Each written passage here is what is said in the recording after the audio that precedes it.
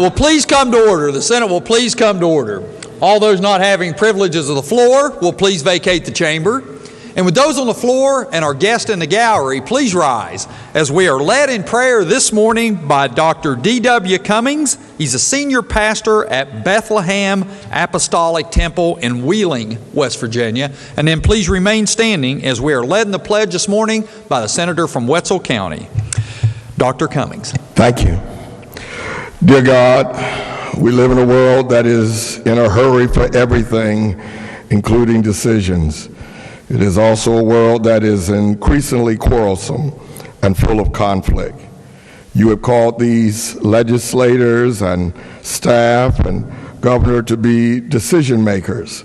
And sometimes when they are faced with the most difficult decisions, I'm sure that they may feel at times like running away and hiding.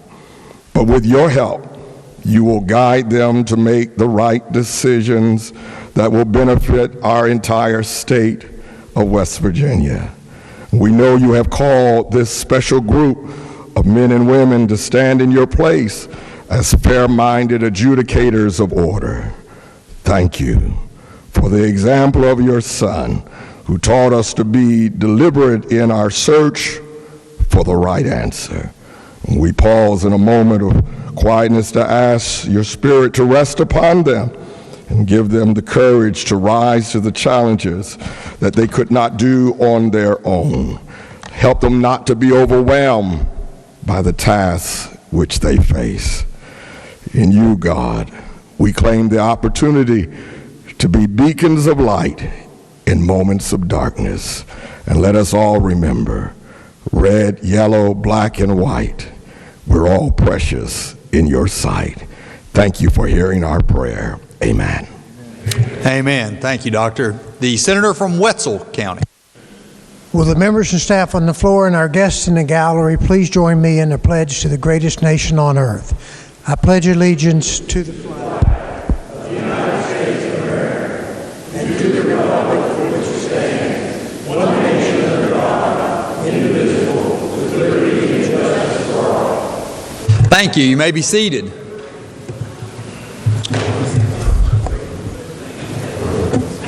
The reading of the journal. West Virginia Legislature, Senate Journal, February 19th, 2020. The Senate met at 11:14 a.m. Senator Carmichael, Mr. President, in the chair.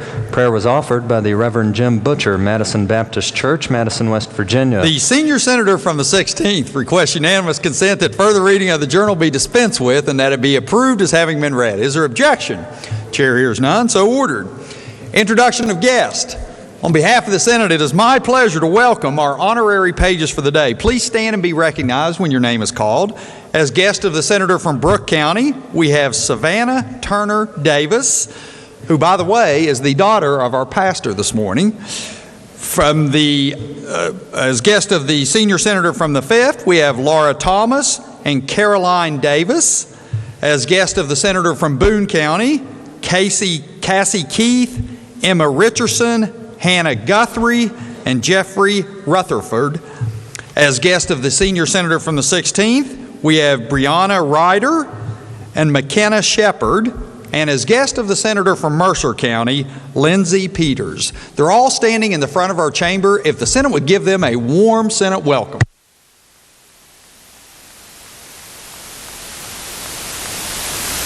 Thank you. You may be seated. Further introductions. Recognize the senator from Marion County. Thank you, Mr. President. It's my honor today to introduce a former colleague in this body, former governor of the state of West Virginia, and now a United States Senator, Senator Joe Manchin, in the rear of our gallery. Please give him a warm Senate welcome.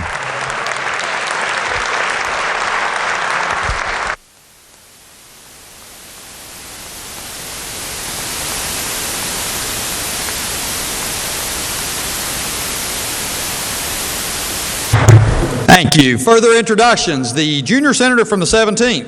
Thank you, Mr. President. On behalf of the Senate, it's my pleasure and yours to introduce our doctor for the day. In the rear of the chamber, we have with us again Dr. Joseph Reed. I think this is, he either loves us a lot or he pulled a really short straw, but we appreciate you being here, and if the Senate would give him a warm welcome.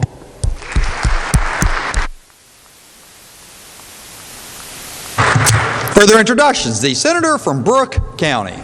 Thank you, Mr. President. In the North Gallery, on behalf of myself and the Senator from Ohio, is the wife of Dr. Cummings and the mother of our page today, Letitia Cummings. If she could stand in the Senate, make her feel welcome.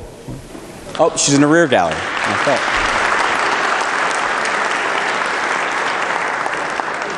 Senator may proceed. Thank you, Mr. President. Also, this time in the correct gallery, the North Gallery, is the woman that keeps me focused and motivated and driven and grounded in everything that I do, my wife, Alex.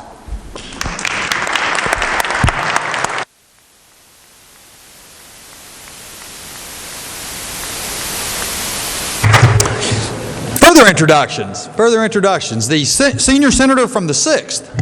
Thank you, Mr. President. Seated in the North Gallery is my shadow intern for the day, Bobby Allen. She's from Southern Wayne County. She is a homeschooled senior. And Bobby, stand, if you will, Senate, please make her welcome.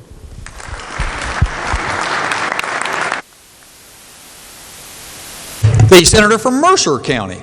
Mr. President, thank you, Mr. President. You've introduced our page from our district on behalf of Lindsay Peters. On behalf of the senior senator from the 6th, her dad, Frank, is in the President's Gallery. If the Senate would please make him feel welcome.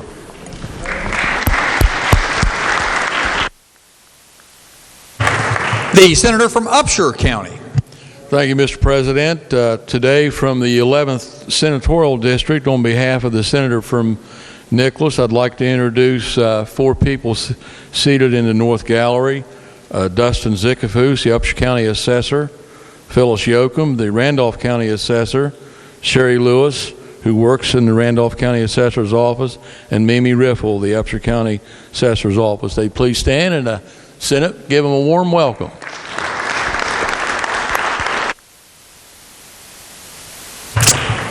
The senator from Boone County. Thank you, Mr. President. On behalf of the senator from Logan, we're very pleased to have the chaperones of our pages today. They are Mother Terry Rutherford and Stephanie Richardson. If they would stand, the Senate give them a warm welcome.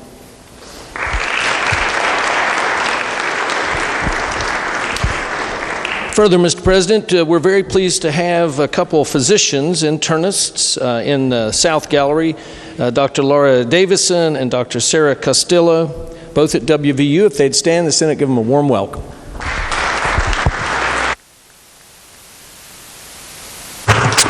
The senator from Greenbrier County. Thank you, Mr. President. We've got senior civic students from Oak Hill today here. If you all would please stand up. They are led by their teachers, T. Gattoni and Debbie Garvin. Will the Senate please make these students and educators welcome?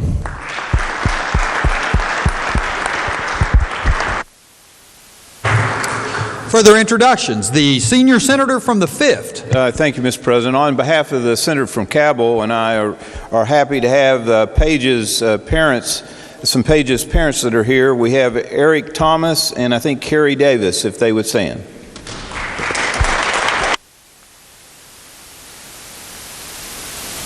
The senior senator from the 16th. Thank you, Mr. President. On behalf of the senator from Jefferson and myself, I'm very pleased to have with us today the chaperones of our pages. We have with the mother of McKenna, we have Norma Shepard, and also the parents of Brianna, we have Amanda and Jeremy Ryder, along with her sister, Bailey. If they would stand and receive a warm Senate welcome. The senator from Harrison County. Thank you, Mr. President. On behalf of my senior senator from Braxton, it's my honor and yours to recognize some of the finest educators in this country from the Harrison County Education Association. If they'll stand when I call their name: Cindy Hudson, Dave Hudson, Connie Baker, and Michelle Lahasa. Please make them feel welcome and thank them for all they do for our kids. Thank you. Are there further introductions? Communications from the House of Delegates. The Clerk of the House announced the passage by that body of committee substitute for House Bill 2028, limiting supervision of laying of lines on state rights-of-way. Message will be received and referred to the Committee on Transportation and Infrastructure. Committee substitute for House Bill 4092, relating to foster care. Message will be received, referred to the Committee on the Judiciary with a second reference to the Committee on Finance. Committee substitute for House Bill 4099, eliminating the permit for shampoo assistance. Message be received and referred to Committee on Government Organization. Committee substitute for House Bill 4275. The House refused to recede from its amendments and asked the Senate to recede therefrom as it The House refused to concur in the Senate amendments and asks the Senate to recede therefrom as it relates to committee substitute for House Bill 4275, authorizing Department of Military Affairs and Public Safety promulgate legislative rules relating to the Fire Commission. Message be received. Recognize the junior senator from the 17th. Thank you, Mr. President. I move the Senate refuse to recede from its amendments to House Bill 4275 and conference committee be appointed. Junior senator from the 17th moves that the Senate refuse to recede from the amendments and asks that the chair be allowed to appoint a conference committee. All those in favor will say aye. Those opposed, no. The ayes appear to have it. The ayes do have it. Declare the motion adopted. On behalf of the Senate, the chair appoints the senator from Brooke County, the junior senator from the 17th, and the senior senator from the 8th. Clerk will communicate the action of the Senate to the House. The Clerk of the House announced the passage by that body of House Bill 4450 relating to instruction permits issued by the Division of Motor Vehicles. Message will be received and referred to Committee on Transportation and Infrastructure. House Bill 4499 relating to multi-county trail network authorities. Message be received and referred to Committee on Natural Resources. House Bill 4504 relating to renewal application requirements for individuals with permanent disabilities. Message will be received and referred to Committee on Transportation and Infrastructure. Committee substitute for House Bill 4537 permitting DNR to issue up to 100 permits for boats greater than 10 horsepower on Upper Mud River Lake. Message will be received and referred to Committee on Natural Resources with a second reference to Committee on Finance. Committee substitute for House Bill 4543 relating to insurance coverage for diabetics. Message will be received, referred to Committee on Banking and Insurance with a second reference to Committee on Finance. Committee substitute for House Bill 4620 redefining definition of recovery residents. Message will be received and referred to our Committee on Health and Human Resources. House Bill 4714, increasing the monetary threshold for requiring nonprofit organizations to register as a charitable organization. Message will be received and referred to Committee on Government Organization. Committee substitute for House Bill 4734, rewriting the article on registered professional nurses. Message will be received and referred to Committee on Health and Human Resources. Committee substitute for House Bill 4773, creating a work group to investigate and recommend screening protocols for adverse childhood trauma in this state. Message will be received and referred to the Select Committee on Children and Families. The House adopted the following resolutions naming roadways and bridges. House Concurrent Resolution 4, Committee Substitute for House Concurrent Resolution 13, House Concurrent Resolution 14, Committee Substitute for House Concurrent Resolution 17, House Concurrent Resolution 19, Committee Substitute for House Concurrent Resolution 20, Committee Substitute for House Concurrent Resolution 21, Committee Substitute for House Concurrent Resolution 32, Committee Substitute for House Concurrent Resolution 33, House Concurrent Resolution 34, House Concurrent Resolution 35, House Concurrent Resolution 38, House Concurrent Resolution 39, House Concurrent Resolution 45, House Concurrent Resolution 52, House Concurrent Resolution 53, Committee Substitute for House Concurrent Resolution 54, House Concurrent Resolution 55, House Concurrent Resolution 62, House Concurrent Resolution 65, House Concurrent Resolution 70. Messages will be received and all referred to Committee on Transportation and Infrastructure. Are there further communications from the House of Delegates? No, sir. Communications from the Executive? There are none. Reports from standing committees? Your Committee on the Judiciary has had under consideration committee substitute for Senate Bill 38, requiring schools provide elective course on Hebrew Scriptures or Bible, and reports back a committee substitute for same, with the recommendation that the committee substitute for committee substitute do pass. Respectfully submitted, Charles S. Trump IV, Chair. Report will be received. Your Committee on the Judiciary has had under consideration Senate Bill 213 relating to administration of trusts and reports back a committee substitute for same, and Senate Bill 772 clarifying American Law Institute's restatements of law and reports back a committee substitute for same, with the recommendation that the two committee substitutes do pass. Respectfully submitted, Charles S. Trump IV, Chair. Report will be received.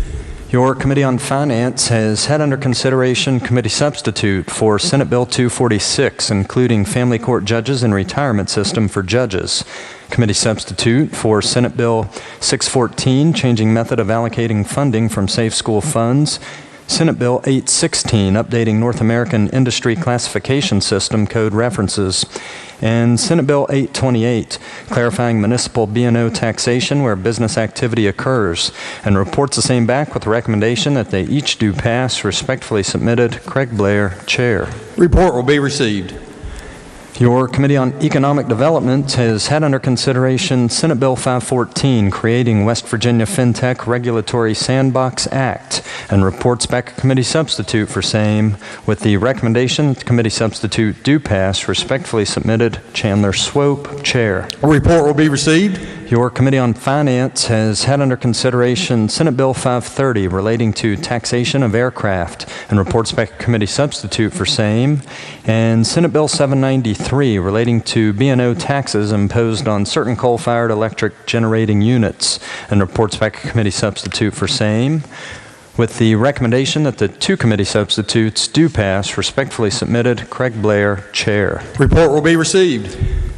Your Committee on the Judiciary has had under consideration Senate Bill 635, allowing administration of small estates, and reports back a committee substitute for same, and Senate Bill 668, enacting Uniform Trust Decanting Act, and reports back a committee substitute for same, with the recommendation that the two committee substitutes do pass. Respectfully submitted, Charles S. Trump IV, Chair. Report will be received.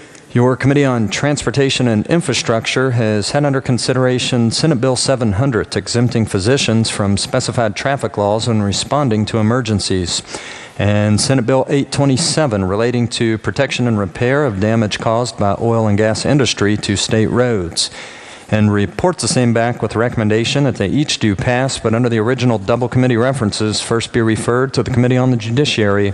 Respectfully submitted, Charles H. Clements, Chair. Report will be received. Under the bill's original double committee reference, be referred to the Committee on the Judiciary. Your Committee on Government Organization has had under consideration Senate Bill 739, authorizing PSC protect consumers of distressed and failing water and wastewater utilities, and reports back a committee substitute for same, with the recommendation that the committee substitute do pass. Respectfully submitted, Mark R. Maynard, Chair. Report will be received. Your Committee on Economic Development has had under consideration Senate Bill 800, authorizing electric utilities construct and operate project within electric utility distribution system, and Senate Bill 831, clarifying Economic Development Authority Board enter into contracts necessary to carry out duties, and reports the same back with recommendation that they each do pass. Respectfully submitted, Chandler Swope, Chair. Report will be received. Your Committee on Transportation and Infrastructure has had under consideration Senate Bill 819 relating to DOH management of coal resource transportation roads, and reports back a committee substitute for same, with the recommendation that the committee substitute do pass. Respectfully submitted, Charles H. Clements, Chair. Report will be received.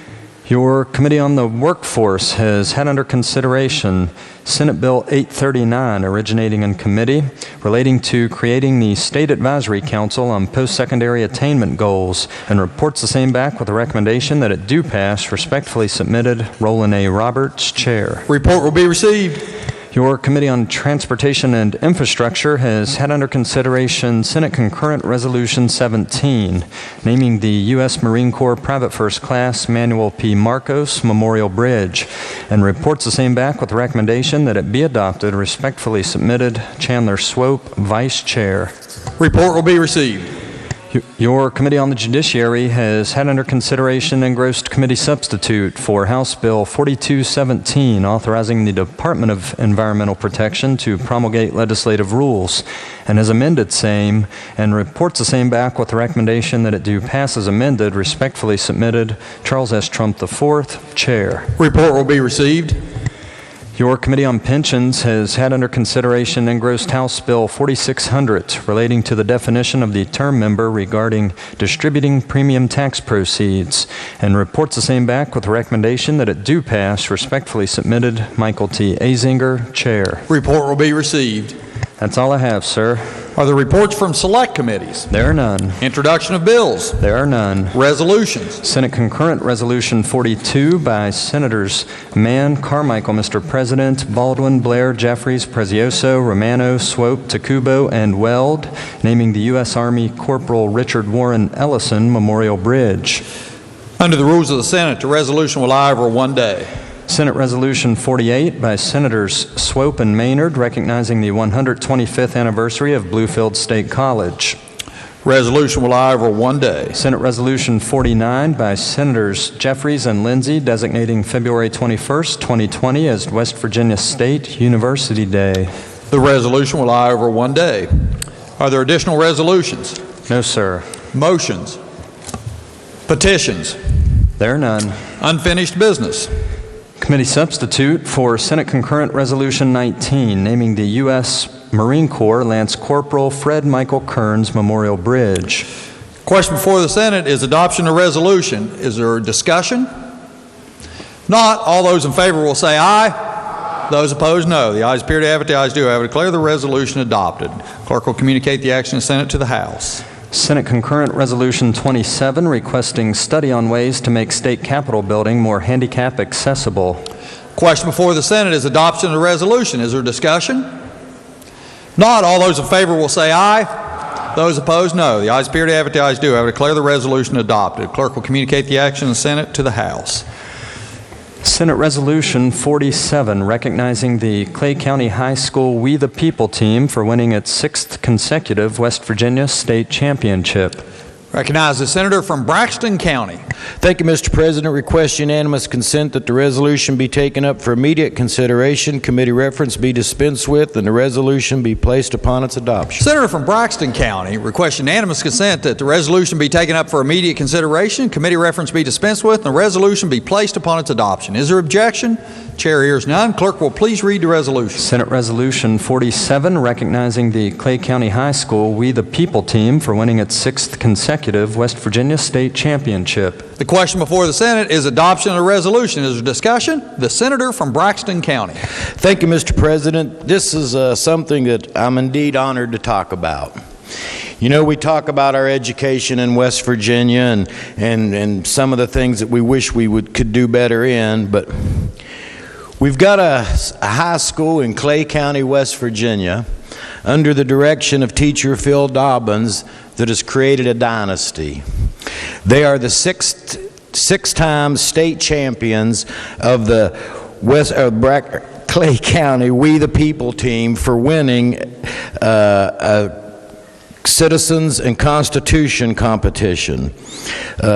These kids work almost year-round getting prepared for this.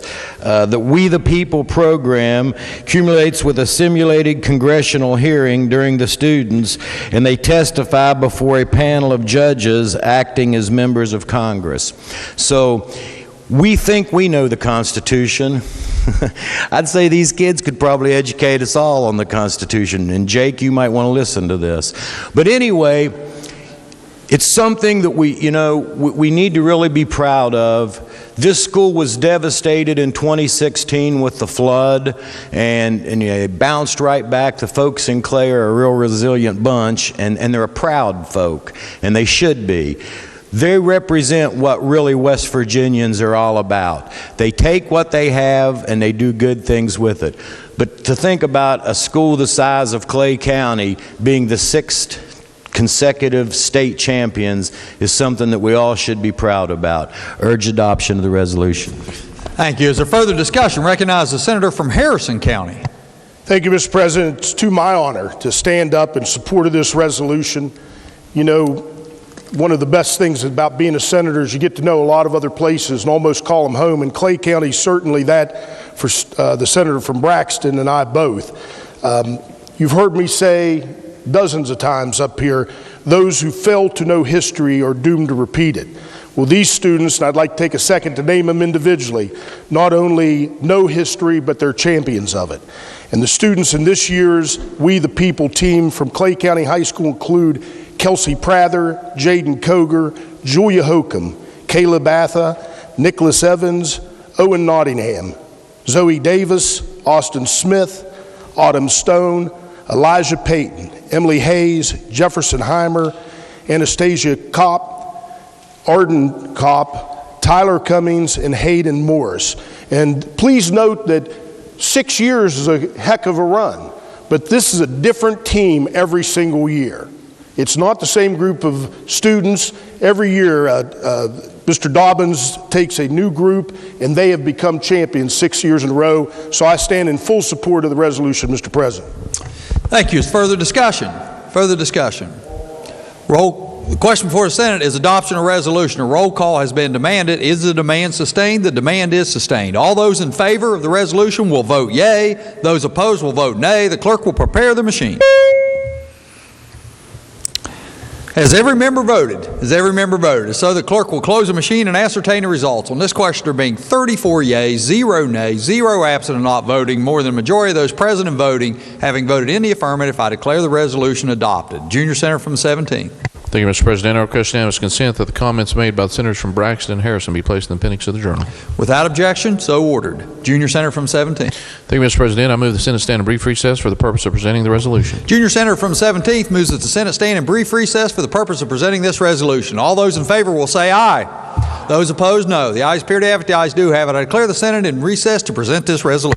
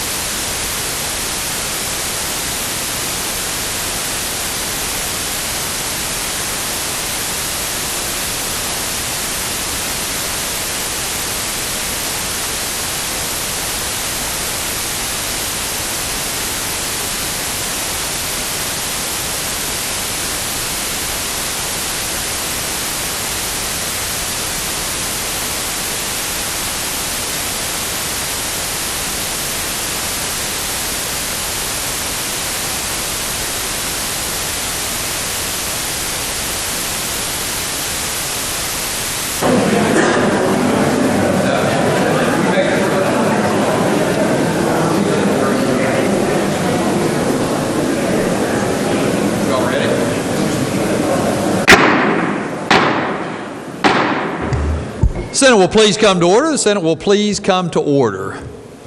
Recognize the senator from Harrison County. Thank you, Mr. President. You know, Clay County High School's made great Senator strides. from Harrison County requests unanimous consent to address the Senate. Briefly address the Senate. Thank you, Mr. President. Senator may proceed. I apologize for that. Clay County High School's made great strides in academic performance, and one piece of evidence of that is our parliamentarian is an alumni of Clay County High School, but he is a great product of Clay County High School, and I think we ought to give him a little round of applause for his alma mater and the great achievements that it made today. Thank you, Jake. Thank you. Recognize the senator from Morgan County. Thank you, Mr. President. I request unanimous consent that the Senate return to the second order of business. Is there objection?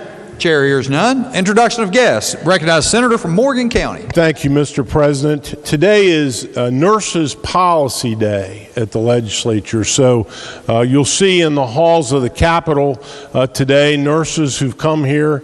We owe an enormous debt of gratitude to nurses who serve us, provide health care. They are the front line of health care throughout the state. Hospitals, nursing homes, community centers, schools, churches, and we can only imagine how horrible our lives would be if we didn't have the nurses that we have. We have a few that have joined us in the President's Gallery, and I'd ask them to stand, and I'd ask the Senate to make them feel welcome.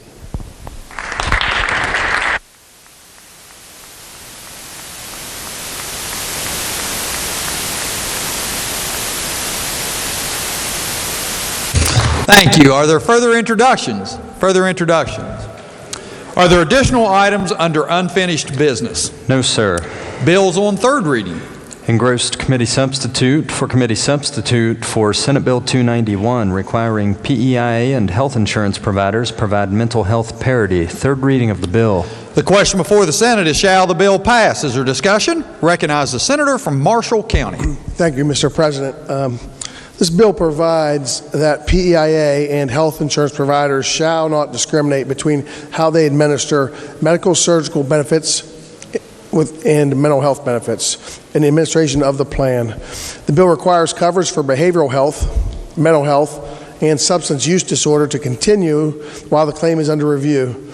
The bill provides that unless a claim is denied for non-payment of premium, a statement explaining that covered persons are protected under this section must be provided.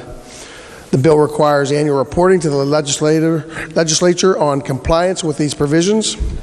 The bill also provides that insurance carriers establish rules and PIA publish information in its annual plan document.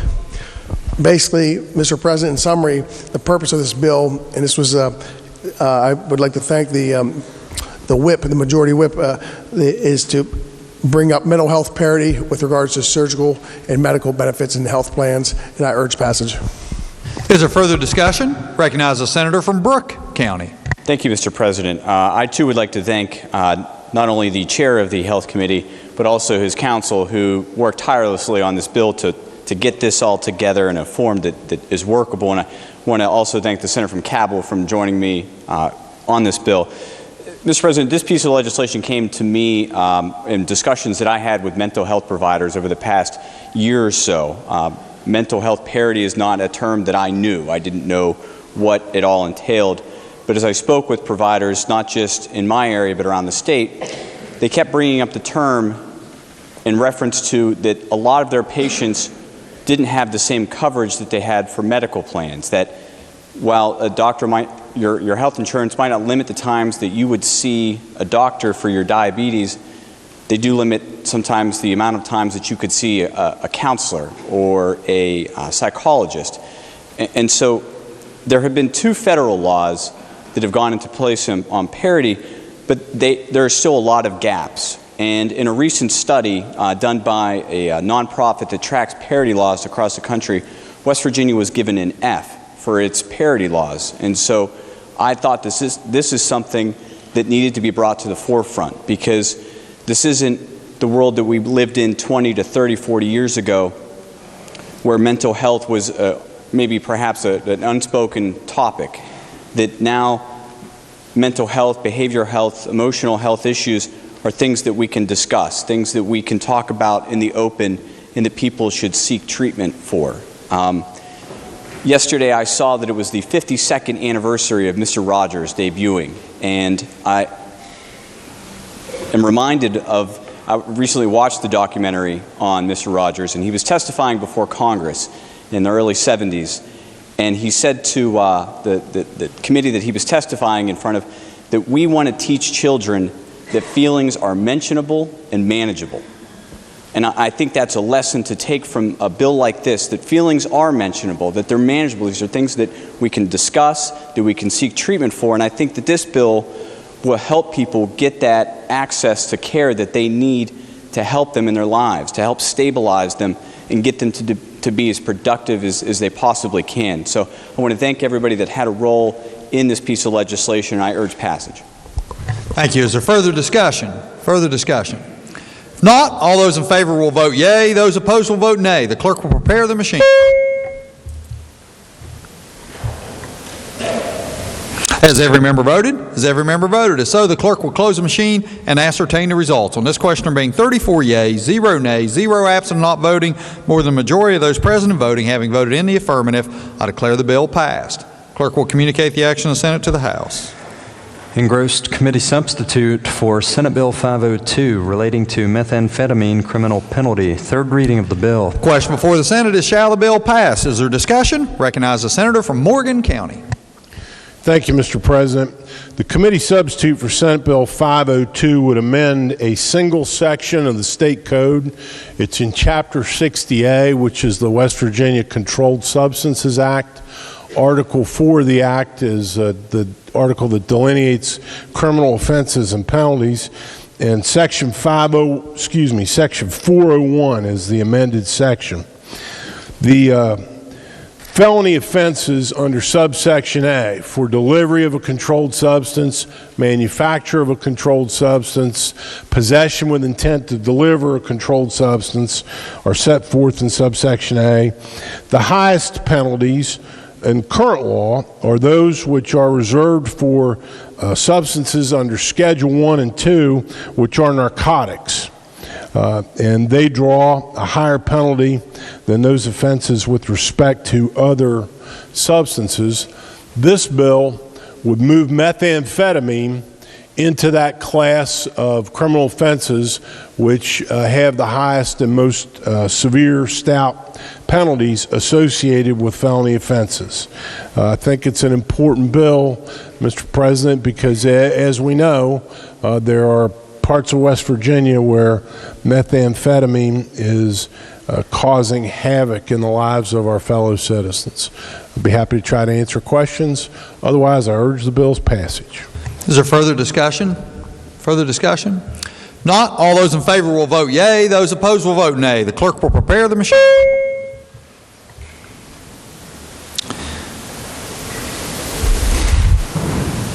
Has every member voted? Has every member voted? If so, the clerk will close the machine and ascertain the results. On this question, there being 34 yeas, 0 nays, 0 absent not voting, more than the majority of those present and voting having voted in the affirmative, I declare the bill passed.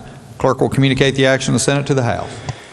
Engrossed Senate Bill 562, expunging certain criminal convictions. Third reading of the bill. The question before the Senate is, shall the bill pass? Is there discussion? Recognize the senator from Morgan County. Thank you, Mr. President. Senate Bill 562 amends two sections of the state code.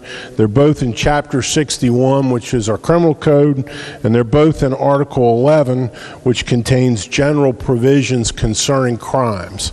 The two sections amended are Sections 26 and 26A, relating to expungements of criminal convictions.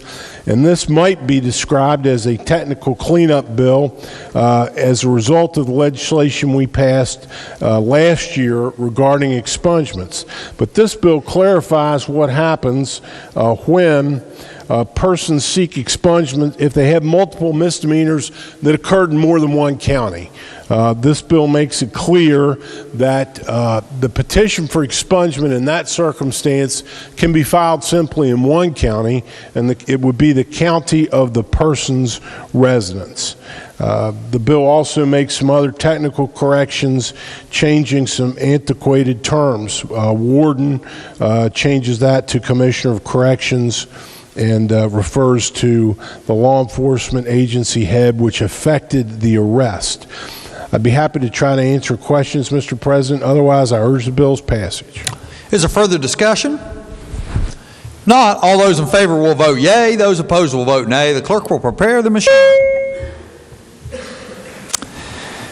Has every member voted? Has every member voted? If so, the clerk will close the machine and ascertain the results. On this question being 34 yeas, 0 nays, 0 absent and not voting, more than the majority of those present and voting having voted in the affirmative, I declare the bill passed. Clerk will communicate the action of the Senate to the House. Engrossed Senate Bill 610, removing resident manager requirement for Alcohol Beverage Control Administration. Third reading of the bill. The question before the Senate is, shall the bill pass? Is there discussion? Recognize Senator from Morgan County. Thank you, Mr. President. Engrossed Senate Bill 610 amends a number of sections of code. There are two sections in Chapter 11, Article 16, Sections 3 and 8. Sections in Chapter 16A, a single section there. 3 sections in Chapter 29, Article 22B. There are amendments to the code in Chapter 60, Article 1, Article 3A, Article 7, 2 sections in Article 7, and 2 in Article 8. The whole purpose of the bill is to bring our state law into compliance and conformance with a decision by the United States Supreme Court in the case called Tennessee Wine and Spirits, and it relates to residency. And so this bill will bring our law into compliance in those areas. They include private club licensure, LVL licensure, and our medical cannabis as well, I believe. So there are limits, according to the Tennessee Wine and Spirits case, under the Commerce Clause of the United States Constitution, limits on the ability of a state to impose residency requirements for licensure. And as I said, this bill is designed to bring our law into conformity with that United States Supreme Court opinion. Be happy to try to answer questions. Otherwise, I urge the bill's passage.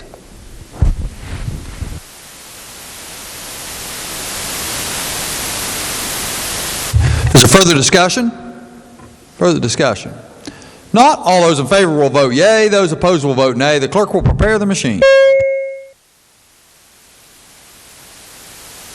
Has every member voted? Has every member voted? If so, the clerk will close the machine, ascertain the results. On this question being 34 yeas, 0 nays, 0 absent, not voting, more than the majority of those present and voting having voted in the affirmative, I declare the bill passed. Junior Senator from 17. Thank you, Mr. President. I move the bill be made effective from passage and request unanimous consent that the roll call used on passage, that the bill be made effective July 1, 2020, and request unanimous consent that the roll call used on passage the bill be used to make it so effective. Junior Senator from the 17th moves that the bill be made effective July 1, 2020, and request unanimous consent that the roll call used on passage the bill be used to make it so effective. Is there objection? Chair hears none. On this question being 34 yeas, 0 nays, 0 absent, not voting, more than 2/3 of those elected having voted in the affirmative, I declare the bill effective July 1, 2020. Clerk will communicate the action of the Senate to the House. Engrossed committee substitute for Senate Bill 692, clarifying persons indicted or charged jointly for felony offense can move to have separate trial. Third reading of the bill. Question before the Senate is, shall the bill pass? Is there discussion? Senator from Morgan County. Thank you, Mr. President. The bill, committee substitute for Senate Bill 692, amends a single section of the state code. The amended section is Chapter 62, Article 3, Section 8. Article 3 is trials of criminal cases. The operative language of the amendment is short, so I'll just read it. It provides that notwithstanding any provision of law or judicial rule to the contrary, if a person is jointly indicted with one or more other persons, each defendant charged with a felony offense or offenses is entitled, upon motion, to his or her own separate trial, at which his or her guilt or innocence of the charge or charges will be determined. It flows from, Mr. President, language that's already in the bill, which talks about juror strikes and how those are allocated if people are indicted jointly but elect to be tried separately. But this makes clear that every defendant in West Virginia charged with a felony has a right to have his or her own trial. Be happy to answer questions. Otherwise, I urge the bill's passage. Is there further discussion? Further discussion? Not, all those in favor will vote yea. Those opposed will vote nay. The clerk will prepare the machine. Has every member voted? Has every member voted? If so, the clerk will close the machine and ascertain the results. On this question being 34 yea, 0 nay, 0 absent, not voting, more than the majority of those present and voting having voted in the affirmative, I declare the bill passed. Clerk will communicate the action of the Senate to the House. Are there additional bills under third reading?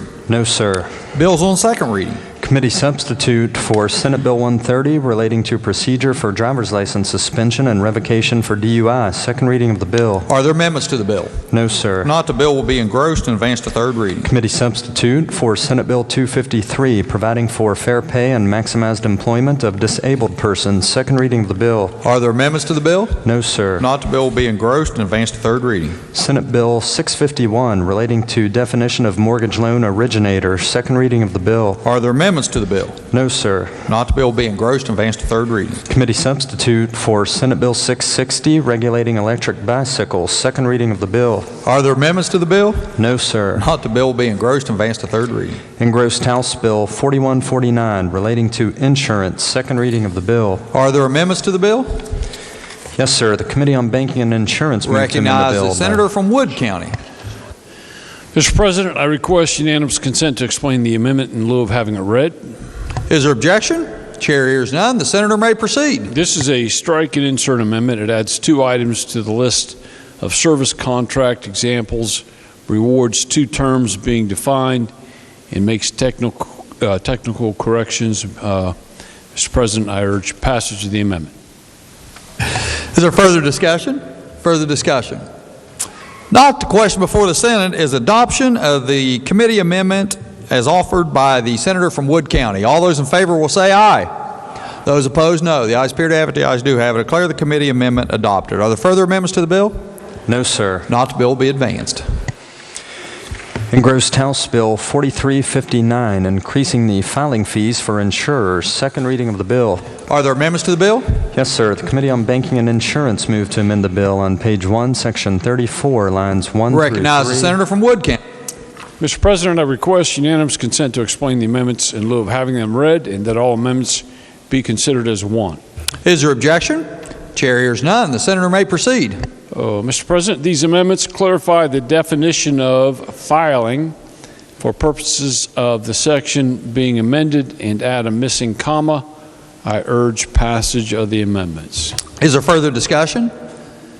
Not, question before the Senate is adoption of the amendments as offered by the senator from Wood County. All those in favor will say aye. Those opposed, no. The ayes appear to have it. The ayes do have it. Declare the amendments adopted. Are there further amendments to the bill? No, sir. Not, the bill will be advanced.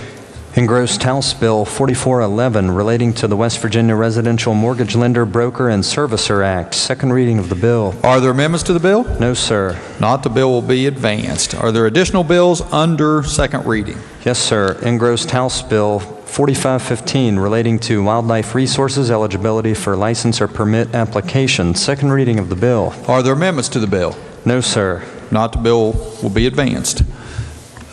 Further items under second reading?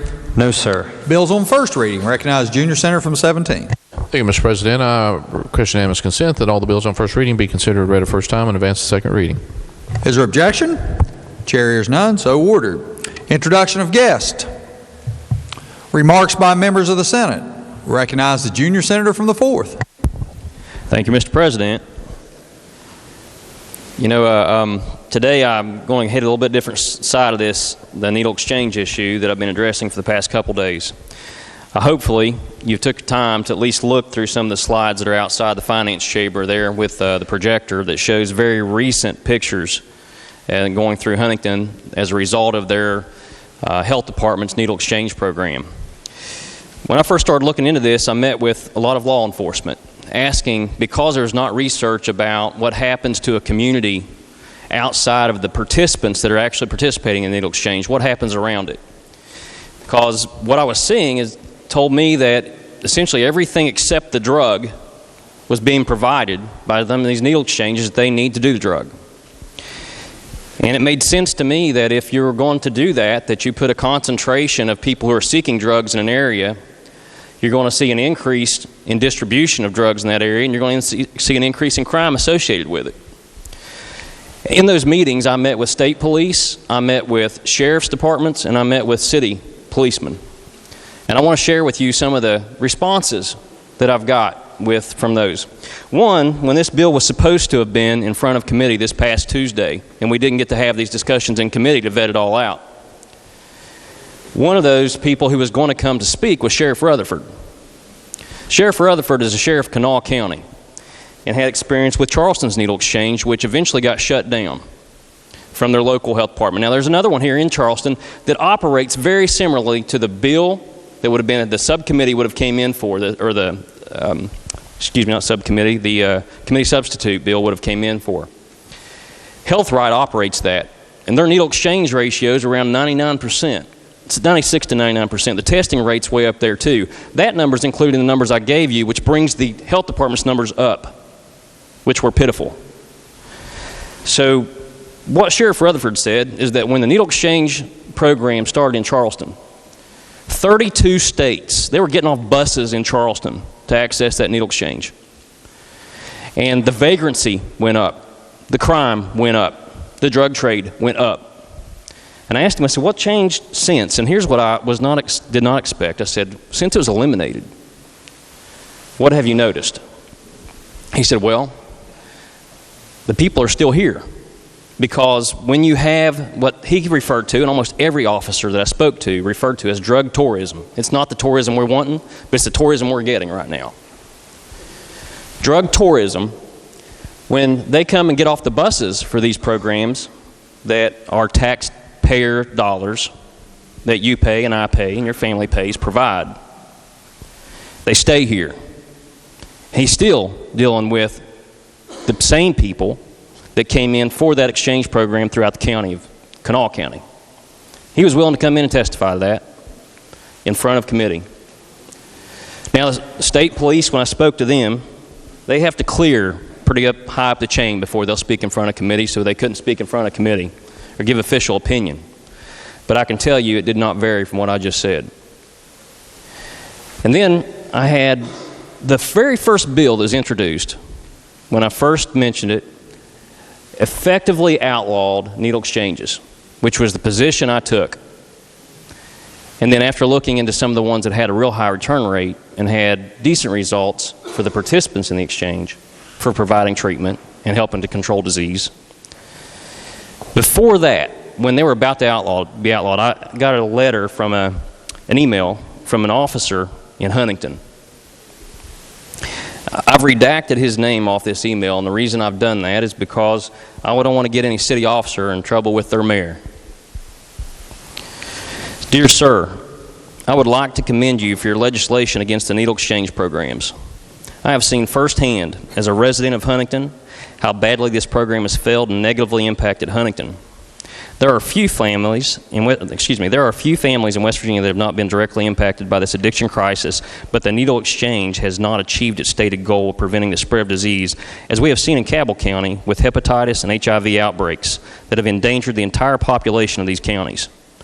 Whereas prior to these exchanges, there were very, very few cases of either disease. You heard me quote yesterday a surgeon from Cabell Huntington Hospital, who's a professor at Marshall Medical School, say yesterday that CDC recognized that Huntington is the highest outbreak area for Hep C. This officer is also saying that same thing. Also remember that the testing for that was below 10%. In addition, we have seen a large increase in out-of-state addicts that have flocked to Huntington area, specifically because of the ease of obtaining free needles and cheap, accessible drugs from dealers who have ready-made clientele when they inevitably are kicked out of the many recovery houses when they fail a urine test. As a result, Huntington now has a large transient population that places a burden upon law enforcement, social services, the courts, and the medical community as a whole. In my opinion, this is not sustainable for Huntington or West Virginia as a whole and can only lead to worse and worse problems for our state and depletion of our limited resources financially and, most importantly, our quality of life for our people. Thank you for your insight and understanding of this very complex problem, and I hope you find success this session so that all West Virginia communities may be free of the scourge of this failed program and the people who have pushed it.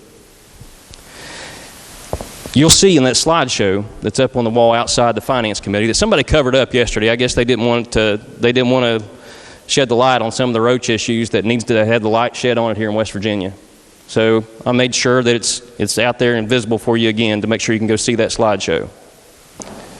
One of the slides in there is a hand holding about a large mason jar worth of dirty syringes picked up in Huntington in 2 hours by a police officer who repeated, almost verbatim, different officer, what I just read to you.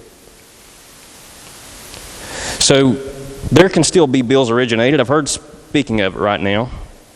I'm going to tell you what the committee substitute that was supposed to have been in that committee does. It would require that anybody accessing one of these exchanges have a state-issued ID by the state of West Virginia. So we don't have 32 states coming in and leaving the vagrancy.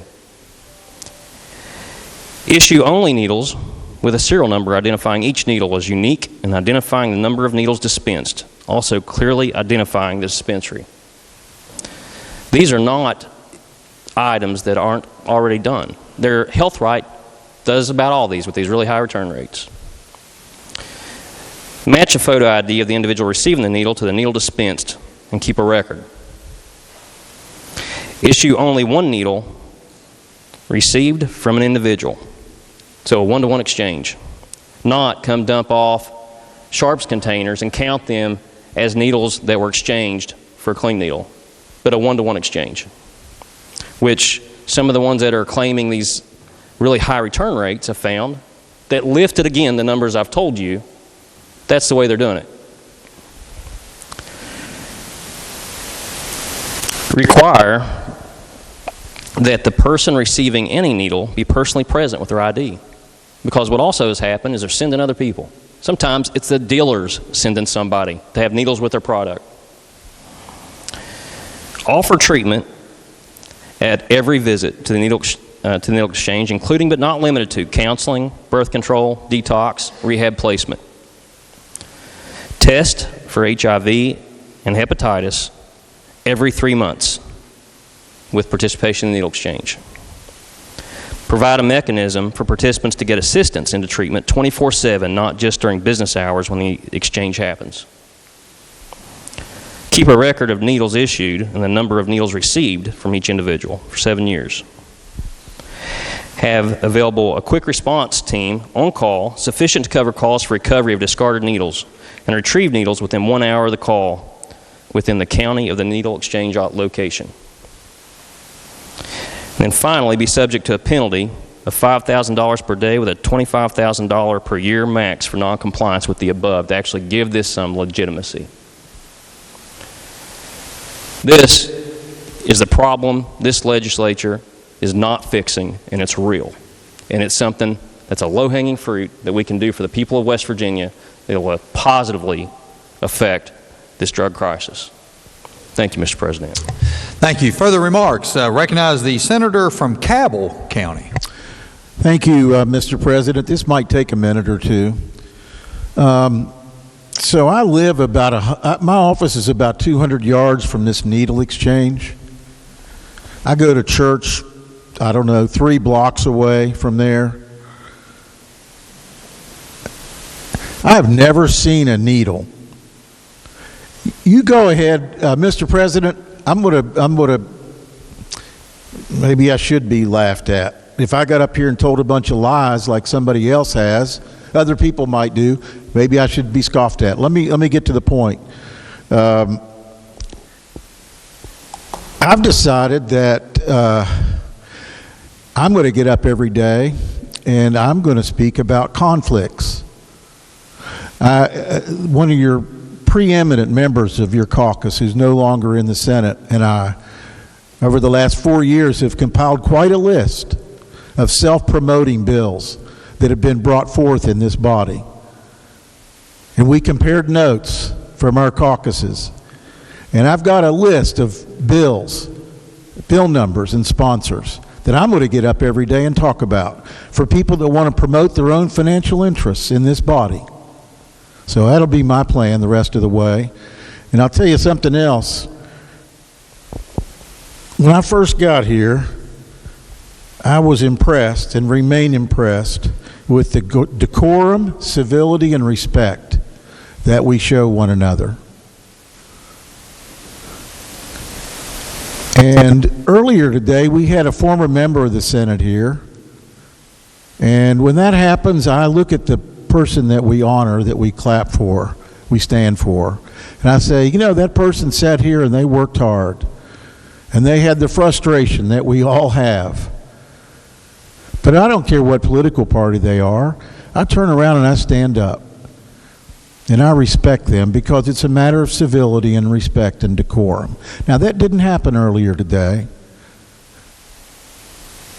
And I think it's disrespectful to you, Mr. President, and the body when someone stays in their seat and one of our former colleagues is here. That offended me. I look at my Judiciary Chair, who has the most civility of anybody and patience, if anybody I've ever met. Now, he may disagree with something one of us says in committee, but you could never know it because he's got the respect. He respects the process. It's one of the reasons I enjoy coming here every day. Thank you, Mr. President. Further remarks, recognize the senior senator from the 5th. Thank you, Mr. President. I rise to give a few facts that need to be discussed. There's no secret that this state has an opioid and a drug problem. It's everywhere. Huntington just happened to be the epicenter in a lot of cases, but we've addressed that. In 2015, the Cabell-Huntington Health Department started the Cabell-Huntington Harm Reduction Program. And these are facts. I don't know any bill or anything that we do when we start out, it is the same when we finish. Look at the process here. So they've made changes since 2015. They made a change in 2018. They made a change in when we had a hepatitis outbreak in 2018. They've made changes all the way through, and specifically related to the Charleston issue. They reduced and restricted. They made many of the types of things that you say that it can only be by West Virginia residents that can get needle exchange. I don't know anybody that likes the needle side of this. There's no one that does, but they're addressing it. And let me just say that they're addressing it from the local side of this, from the local perspective. And that's what needs to be done. This needs to be done on the local. We know more about Huntington, and we know more about Cabell and Wayne County than someone in another county does. And let me also say that Dr. Adams, the Surgeon General, was coming to speak recently and had to cancel, but he made some comments on this. And let me tell you his story. He's appointed by President Trump as the Surgeon General.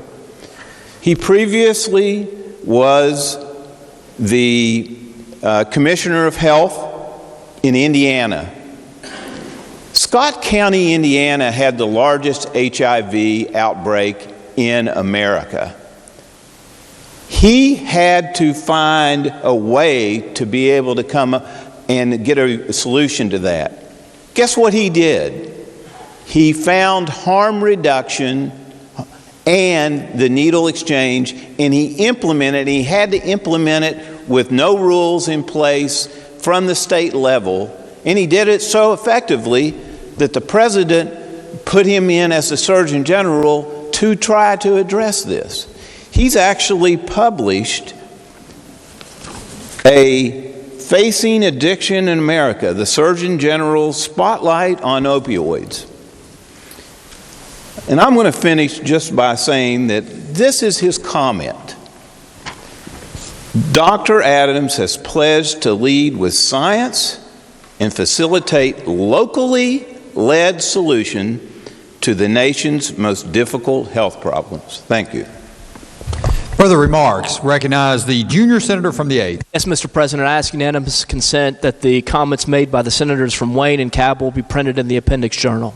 Without objection, so ordered. Further remarks. Recognize the junior senator from the 17th. Thank you, Mr. President. I request unanimous consent that the comments made by the senator from Putnam, which would be the junior senator from the 4th, be placed in the appendix of the journal. Without objection, so ordered.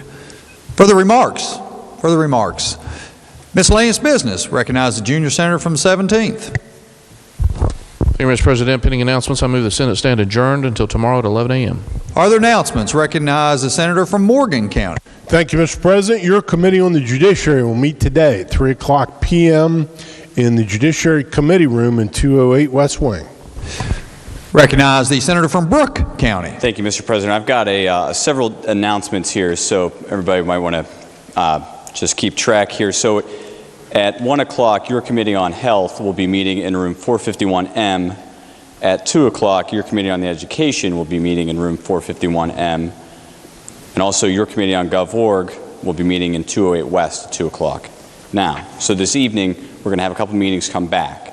So if Education is required to meet, they don't get their agenda done, Education will be meeting in room 451M after Judiciary or Finance, whichever is the later. Following Education, if it's necessary, Health will be meeting in room 451M. 30 minutes following the conclusion of your Health Committee, Government Organization will resume its deliberations on bills in room 208 West. Thank you, Mr. President. Thank you. Are there further announcements? Recognize the senior senator from the 15th. Thank you, Mr. President. Your Senate Finance Committee will meet this afternoon at 3 p.m., room 451M. The agenda's been posted. I'm going to use announcements to go just a little bit further on this also. I was noticing that we have about 35 bills on first reading, and one of them is Senate Bill 837. That's the personal property tax bill.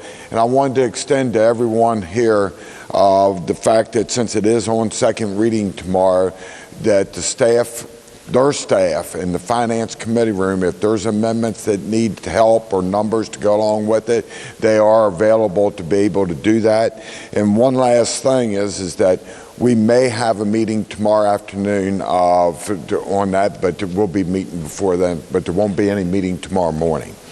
Thank you, Mr. President. Thank you. Are there further announcements? Recognize the junior senator from the 8th. Mr. President, the West Virginia AFL-CIO will have their labor caucus today, immediately after the floor session. Lunch will be provided, 330 West. Thank you. Senator from Tucker County. Thank you, Mr. President. Your Committee on Energy will meet today at 1 o'clock in 208 West, and the agenda has been posted. Further announcements. Further announcements. Not question before the Senate is, shall the Senate stand adjourned until tomorrow at 11 a.m. All those in favor will say aye. Those opposed, no. The ayes appear to have it. The ayes do have it. I declare the Senate adjourned until tomorrow at 11 a.m.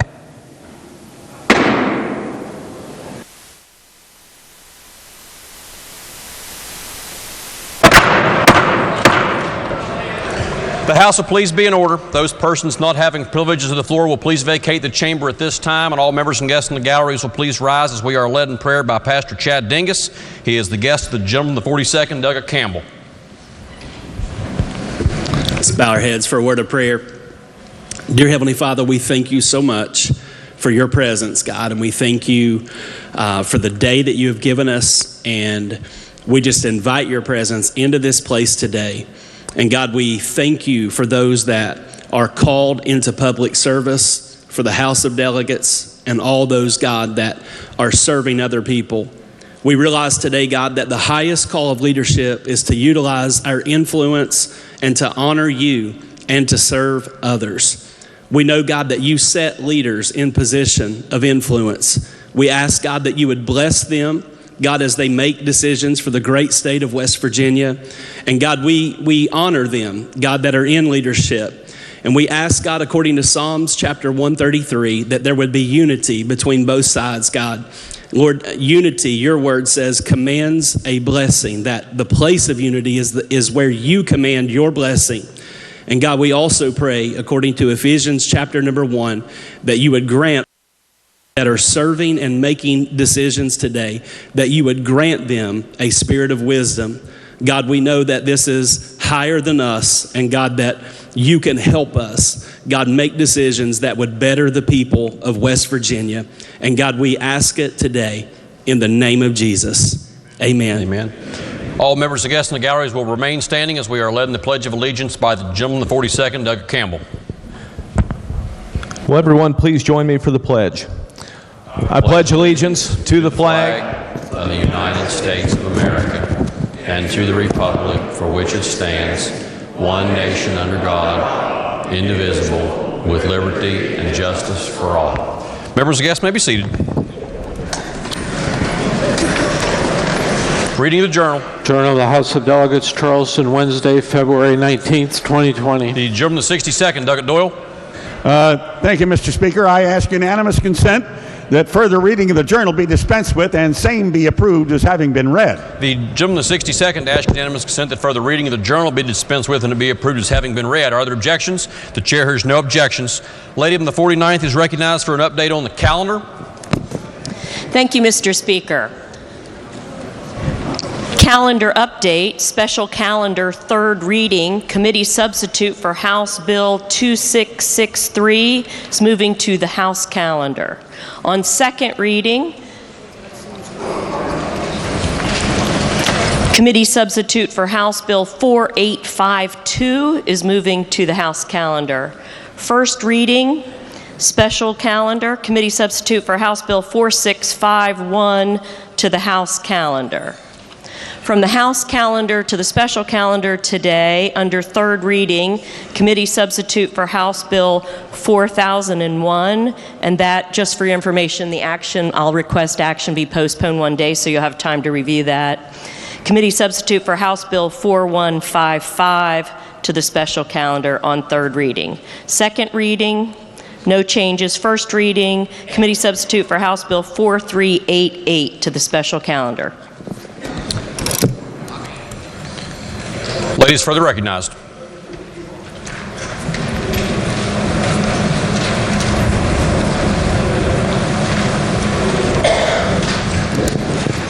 Thank you, Mr. Speaker. I ask unanimous consent to proceed to the seventh order of business for the purpose of considering H.R. 12, memorializing the life of the Honorable Sally Sussman. Does the chair hear objection? No objection is heard. All members and guests in the galleries will please rise. Chair recognizes lady from the 49th. Thank you, Mr. Speaker. Today we have with us the family of Sally Sussman. Escorting our special guest in the chamber are delegates Miley, Caputo, Fleischauer, Hartman, Staggers, Bates, Rowe, Evans, and Lavender Bowe.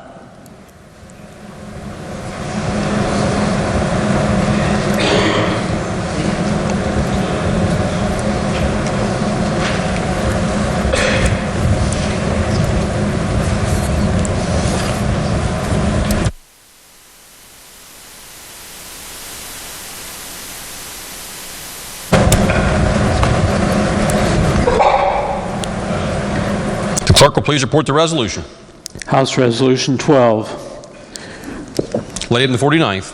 Mr. Speaker, I ask unanimous consent that the reference of a resolution to a committee be dispensed with and that it be taken up for immediate consideration and put upon its adoption. The lady from the 49th asked unanimous consent that that the committee reference for House Resolution 12 be dispensed with and to be taken up for immediate consideration and put upon its adoption. Are there objections?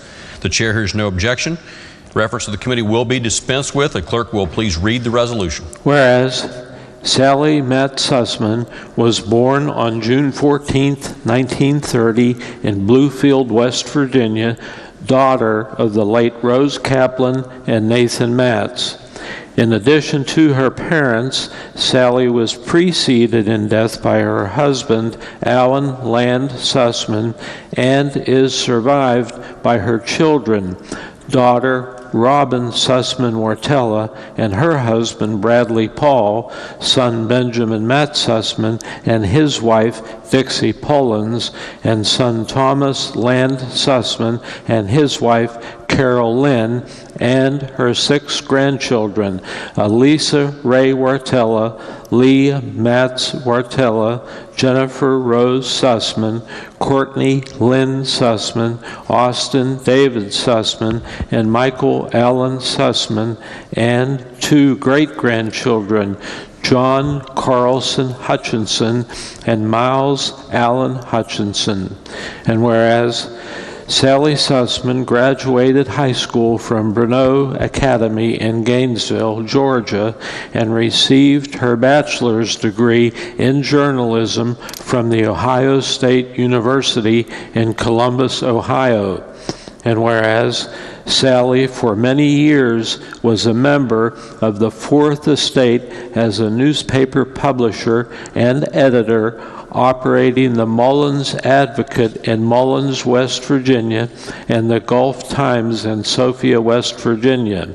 And whereas Sally also served as the director of Bank of Mount Hope and the Raleigh County National Bank, and volunteered her time as a member of the advisory board for the West Virginia University School of Medicine, and as a board member of the West Virginia Foundation for Independent Colleges.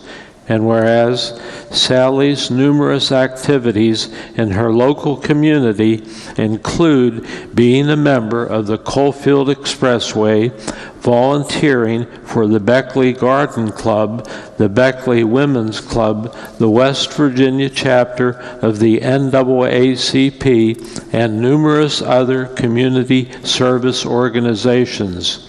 And whereas, fueled by her passion and desire to contribute to her community, Sally Sussman was elected to serve 2 terms on the Raleigh County Board of Education, and then subsequently ran for and was elected to the West Virginia House of Delegates, and proudly represented the 27th District of Raleigh and Summers counties for 10 years, from 1999 until 2006, and again from 2009 to 2010. And whereas, through her service in the House of Delegates, Delegate Sussman served on numerous committees, most notably serving as Vice Chair of the Committee on Constitutional Revision and Vice Chair of the Committee on Political Subdivisions, and as Chair of the Employee Suggestion Award Board. And whereas Sally's commitment to education, health care, and ensuring equality among all West Virginians will forever be remembered and reflected in her amiable legacy. And whereas Delegate Sussman was never afraid to speak her mind. And whereas during her service with the House of Delegates, she developed many close friendships with other members and House staff, and will always be appreciated and remembered by those of us at the House of Delegates who had the honor to know her kindness, generosity, and friendship. Whereas, sadly, West Virginia lost a fine citizen, committed and respected public servant, giving and dedicated friend to many. The Honorable Sally Matt Sussman passed away on December 23, 2019. Therefore, be it resolved by the House of Delegates that the House of Delegates hereby memorializes the life of the Honorable Sally Matt Sussman, proud mother, grandmother, great-grandmother, journalist, public servant, loyal, and caring West Virginian. And be it further resolved that the House of Delegates hereby extends its sincere sympathy to her family at the passing of the Honorable Sally Matt Sussman. And be it further resolved that the clerk of the House of Delegates forward a copy of this resolution to the family of the Honorable Sally Matt Sussman. The question before the House is the adoption of the resolution. A roll call has been demanded. The demand is sustained. The question is, shall the resolution be adopted? Those in favor of adoption will vote aye. Those opposed will vote no. The clerk will prepare the machine.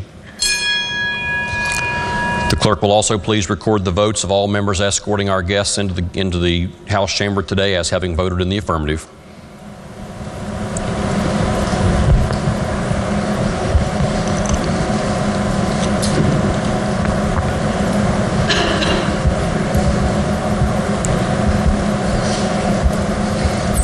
Has every member voted? If so, the clerk will close the machine and ascertain the result. On this question, there are 97 ayes, 0 nays, and 3 members absent not voting. A majority of members having voted in the affirmative, the chair declares the resolution adopted. The House will please be at ease while the chair presents the resolution.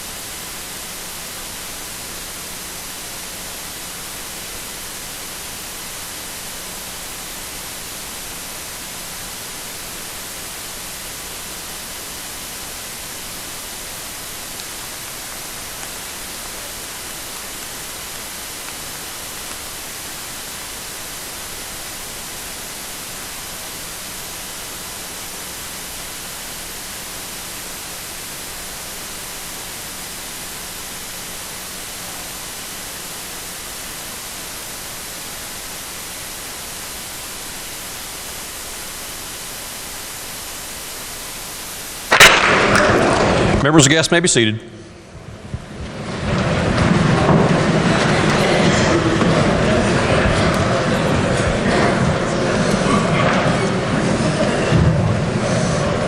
Introductions. The lady in the 49th, Douglas Summers. Thank you, Mr. Speaker. I have 2 introductions today. The first, West Virginia History Heroes are nominated by historical, genealogical, preservation, museum, patriotic, or like organizations from across the state. The purpose of this annual award is to give state-level recognition to individuals for dedicated service on behalf of an organization's programs or for a recent significant contribution to state and local history. This morning, 30 individuals were recognized as West Virginia History Heroes for 2020, and they are with us this morning in the gallery. If they would please rise and the House make them feel welcome.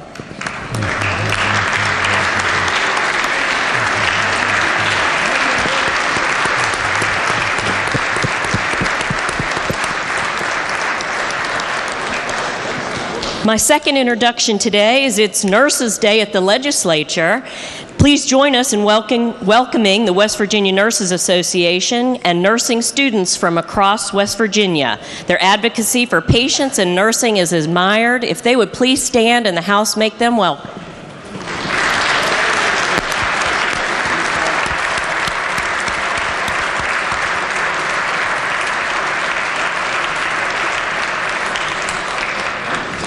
The gentleman, the 34th, Douglas Boggs. Thank you and good morning, Mr. Speaker. I'm very happy to introduce one of our history heroes today on your behalf as well. In the West Gallery, if he would stand, Elwood White He's a history hero from Gilmer County, and he's also accompanied by two very special guests for the Speaker and I, also Dr. David Corcoran, editor, publisher, and historian, and his son Patrick Corcoran, who I was privileged to have work with me as a Herndon Fellow here several years ago. Please make these fine Gilmer County citizens welcome.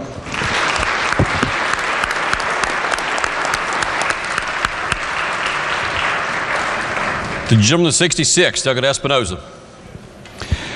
Thank you, Mr. Speaker. In the North Gallery, pleased to introduce Crystal Chapman on behalf of my Eastern Panhandle colleagues. Crystal is a nurse at Berkeley Medical Center. She's here for the West Virginia Nurse Policy Summit. Will the House please make her and her father, who's escorting her, welcome.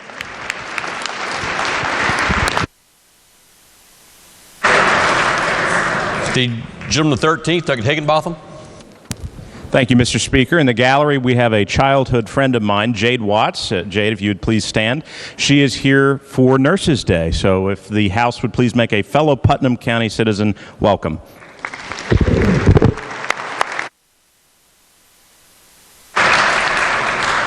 The gentleman of 7th, Douglas Barnhart. Thank you, Mr. Speaker. We've got some very special guests with us today from Ritchie County. I have two separate introductions. First of all, joining us today from Ritchie County High School, we have a foreign exchange student coming in to us from Chile, and her name is Antonia Torres Lagos. I'm so sorry. I would ask her to please stand and first have the House make her feel welcome.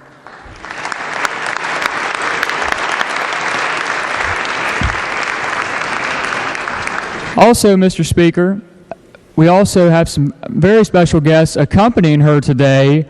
My predecessor and one of my role models, and a role model for me in public service. We have former delegate Jason Harshbarger with his wife as well, Michelle. I asked them to stand, and I asked the House to stand and make them feel welcome. Thank you.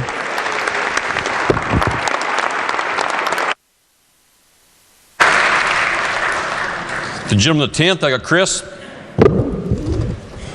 Thank you, Mr. Speaker. Today I have a friend of mine from Parkersburg. Jeff Elder, will you please stand and welcome him to the House of Delegates.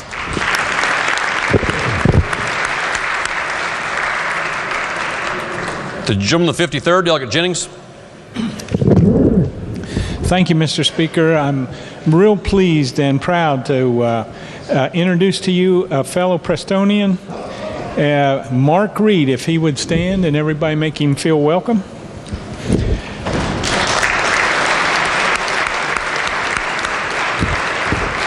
He comes from a small town in Preston County. It's Rollsburg. In 1985, that town was pretty well decimated.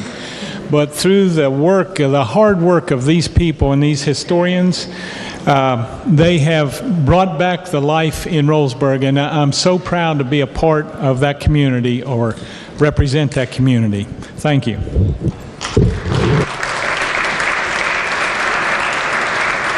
Lady in the 52nd, Douglas Saipo. Thank you, Mr. Speaker. And I also have a Prestonian down from the Arthurdale area where Eleanor Roosevelt once danced on the floor of the Arthurdale Center, and that would be Melinda Shrout, and I'm not sure which gallery she got in, but if she would stand and we'd make her feel welcome.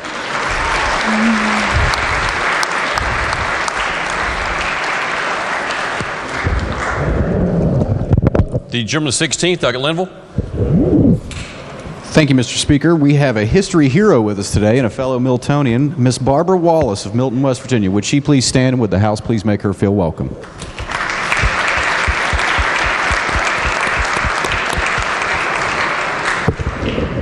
The gentleman of 10th, Douglas Kelly.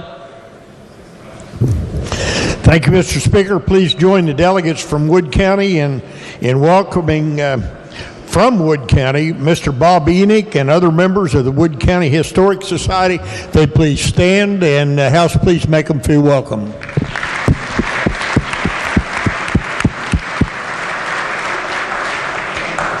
The gentleman of 47th, Douglas Phillips. Thank you, Mr. Speaker. From the heart of West Virginia in Barber County, down here for Nurses Day today, we have Joyce Wilson in the North Gallery. Everyone, please give her a big welcome.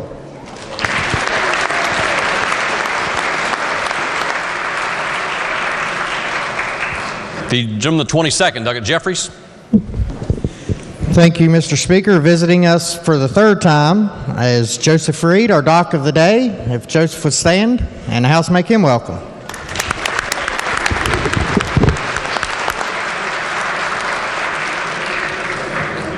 The gentleman, the 10th, Doug Azinger. Thank you, Mr. Speaker. Today it's my privilege to introduce Bree Milhone. She's the daughter of my physician. Would the House please make her welcome?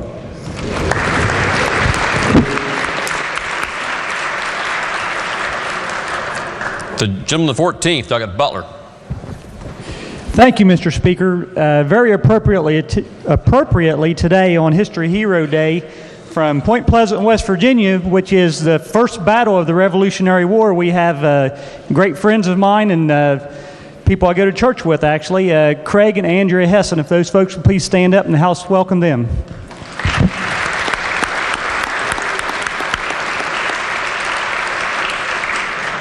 The gentleman, the 48th, Doug Miley.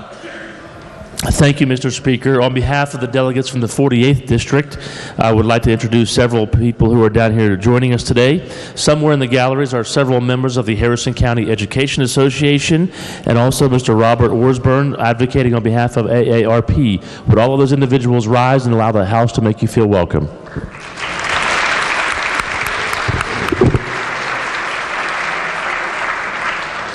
The gentleman, the 23rd, Delegate Miller. Thank you, Mr. Speaker. We have some very special guests with us located in the South Gallery. Actually, they're state champions. It's my honor to present to you, if they would please stand to be recognized, the 2019 Class A state softball champions, the Sherman Lady Tide, who once they started their trek through the sectional, regional, and state tournament, outscored their opponents a total of 54-4 and will sweep the state tournament undefeated. So if the House would please welcome our state champion Lady Tide softball team.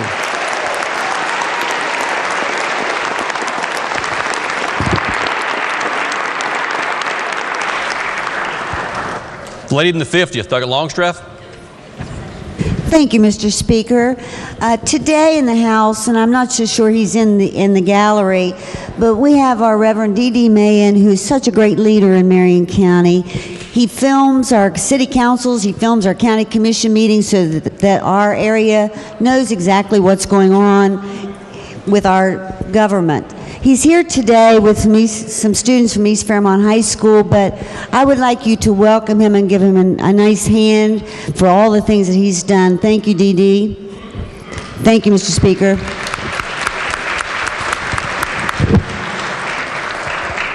The gentleman, the 4th, Doug Canestraro. Thank you, Mr. Speaker. On behalf of Delegate Zukoff and myself, we have a couple history heroes here from Marshall County. In the main gallery, we have Jim and Stoltz and his wife Charlene, and Daniel Butler and his wife Carol, if they would please stand. And we also have from the Marshall County Library Board, Karen Caulfield and Susan Riley, if they would stand, and would the House please make them feel welcome.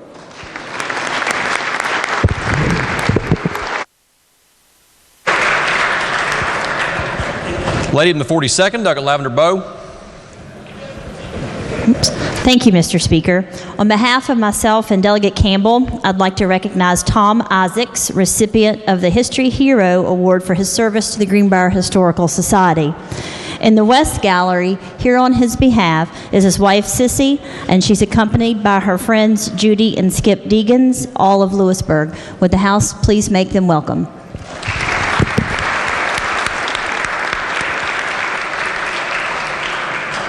The gentleman, the 43rd, Doug Hartman.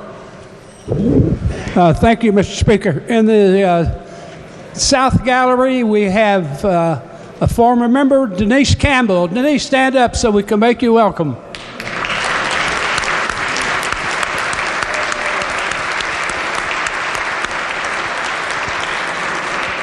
Also, Denise is accompanied by a group of nursing students from Aldous and Broadus University. If they would all stand.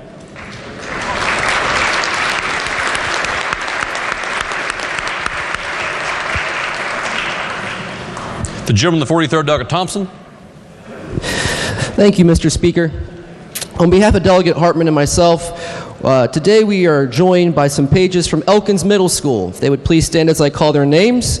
We have Emerson Haddix, Gracelyn Corley, and Douglas Griffin Boggs, and they are escorted today by parents in the West Gallery, Abby Haddix and Connie Lucas. If the House would please make them all feel welcome.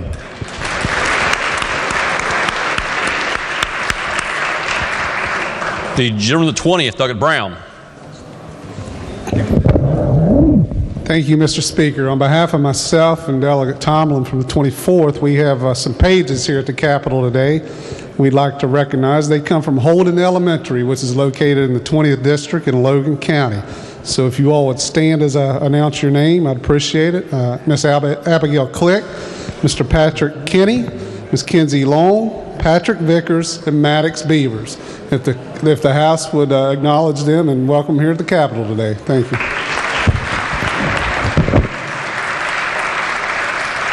Lady in the 32nd, Douglas Staggers. Thank you, Mr. Speaker. I've got people in the South and the North. So from the great 32nd District, where all the women are strong and the men are good looking, up in the South Gallery, we have Sonny Petrie, former staff member here. Would you stand up? Thank you, Sonny. And in the North Gallery, I have some teachers and students from Oak Hill, the magnificent, dangerous Red Devils. Teachers Brett Floyd, Sarah Case, and I'm going to try and read all these names real quick, see if I can beat Robert.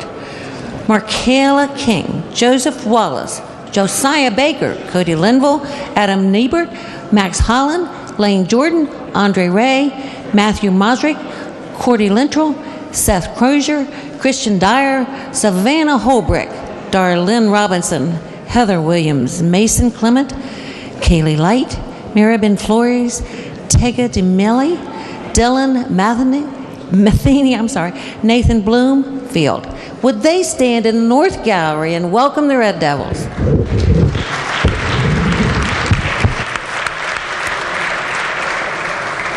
The gentleman from the 44th, Douglas Hannah. Mr. Speaker, today I'm pleased to have with me some pages from Webster County. Gracie Hines, she's escorted today by Sharon Hines, and also Levi Davis, who was brought here today by Deborah and Edward Davis. If they would please stand and the House would make them feel welcome.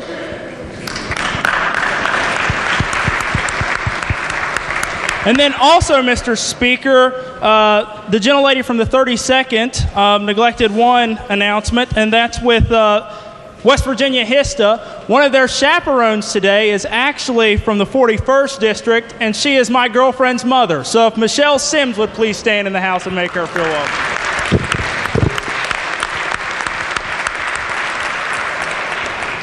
The gentleman from the 50th, Douglas Angelucci. Thank you, Mr. Speaker. On behalf of Delegates Caputo and Longstreth in the South Gallery, we have students from the civics classes from East Fairmont High School, and accompanying them is their instructors, Mr. Josh Dobbs and Ms. Jamie Dean. If they would all stand and the House please make them feel welcomed.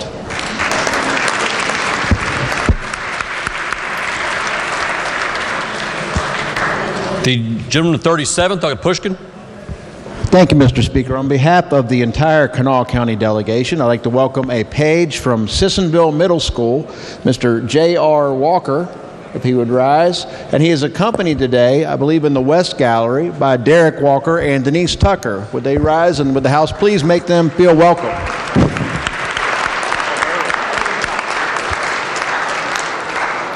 The gentleman from the 17th, Douglas Lovejoy. Thank you, Mr. Speaker. On behalf of your Cabell County delegation, we've got some friends here from back home. For History Heroes, we have Tom Galloway, Clea Lovejoy Simmons, Linda Smith, and Betsy Allen. They're joined in the West Gallery by Karen and Johnny Nance, if they'd stand, as well as our chairman of the West Virginia Archives and History Commission, Nate Randolph. I also see seated there are going to be our next circuit judge in Wayne County, Jason Fry. If you'd stand, House, make him welcome.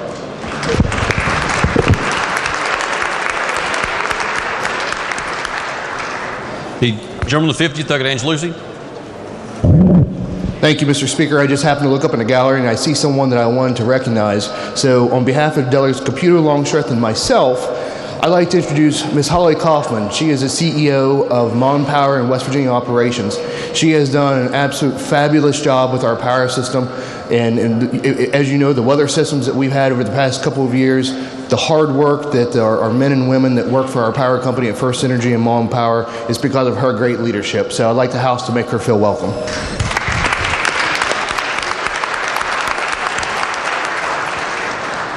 The gentleman with the 2nd, Doug Desario. Thank you, Mr. Speaker. Joining us today with the History Heroes in the West Gallery is my dear friend, our former colleague, and current Marshall County Commissioner Mike Farrow, if the House would make him feel welcome.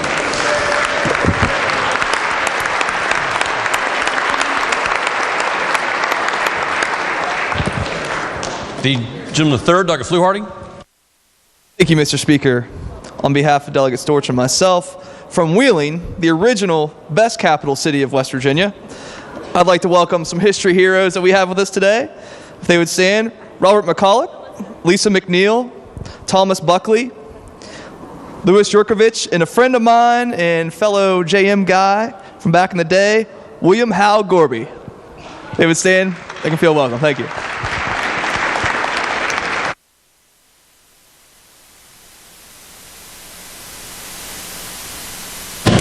The lady in the 51st, Doug Walker. Morning, Mr. Speaker. Thank you. On behalf of myself and all the other delegates from Monongalia County, we have 2 pages from South Middle School. Can Alec Russell and Eden Russell please take a stand, and can the House please give these young men a warm welcome?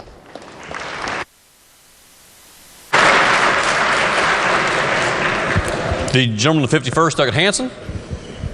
Thank you, Mr. Speaker. On behalf of all of the delegates from Monongalia County, we have 2 visitors in the South Gallery who are Masters of Public Administration students here at the Capitol to talk with legislators about a study resolution for a state bank. And they are Shelby Johnson and Haley Groudon. If the House could please make them welcome.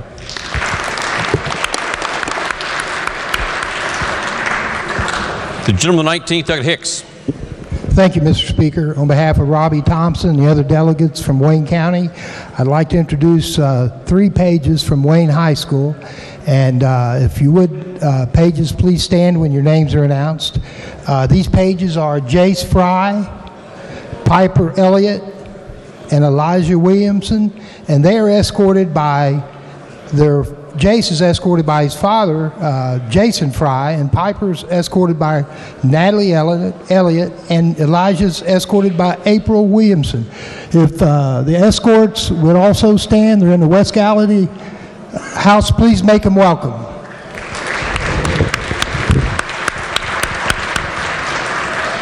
The gentleman with the 19th, Doug Thompson. Thank you, Mr. Speaker. On behalf of myself, Delegate Hicks, Rohrbach, and Lovejoy, we have a history hero today in the gallery. His name is Seaburn Hazlett, and he was nominated by the Wayne County Genealogical and Historical Society. If he would please rise, and we can give him a round of applause.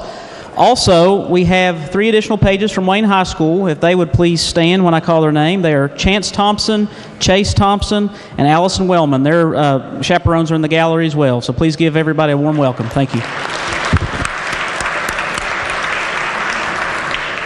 Are there further introductions this morning? If not, then report to standing committees. Your Committee on Government Organization has had under consideration House Bill 4447, creating the Shared Table Initiative for senior citizens who suffer from food insecurity, House Bill 4606, listing contractor classifications on a contractor license, House Bill 4882, authorizing limited sampling and limited sale of wine for off-premises consumption to wineries not licensed in the state, House Bill 4884, relating to a charitable or public service organization must submit a certifying statement attesting to its status, and House Bill 4887, relating to revocation, cancellation, or suspension of business registration certificates, reports the same back with the recommendation that each do pass. Report to be received. Originating in the Committee on Government Organization is House Bill 4960 relating to exempting from licensure as an electrician. It's reported with recommendation that it do pass. The report will be received. Originating in the Committee on Government Organization is House Bill 4959 relating to clarifying the ability of the Economic Development Authority Board of Directors to enter into any contracts necessary to carry out its duties. It's reported with recommendation that it do pass. The report will be received. Your Committee on Government Organization has had under consideration House Bill 4792 relating to the Board of Public Works assessing a flat fee on land owned by a railroad, telegraph, telephone, or a pipeline under certain conditions. It's reported with amendment with the recommendation that it do pass as amended, that it be referred to Committee on Finance. The report will be received and the bill will be referred to the Committee on Finance. Your Committee on Government Organization has had under consideration House Bill 4823, developing a plan for periodic audits of the expenditure of the fees from the Emergency 911 telephone system and Wireless Enhanced 911, and House Bill 4886, requiring the PSC and the DOH to submit reports concerning activity on the Coal Resource Transportation Road system. Reports back committee substitutes, therefore, with the recommendation that the committee substitutes each do pass. The report will be received. Your Committee on Government Organization has had under consideration House Bill 4360, exempting certain persons from heating, ventilating, and cooling system licensing requirements, House Bill 4464, relating to driving privileges and requirements for persons under the age of 18, and House Bill 4803, directing the State Fire Commission to promulgate a legislative rule related to code official certification standards. Reports back committee substitutes, therefore, with the recommendation that the committee substitutes each do pass. The report will be received.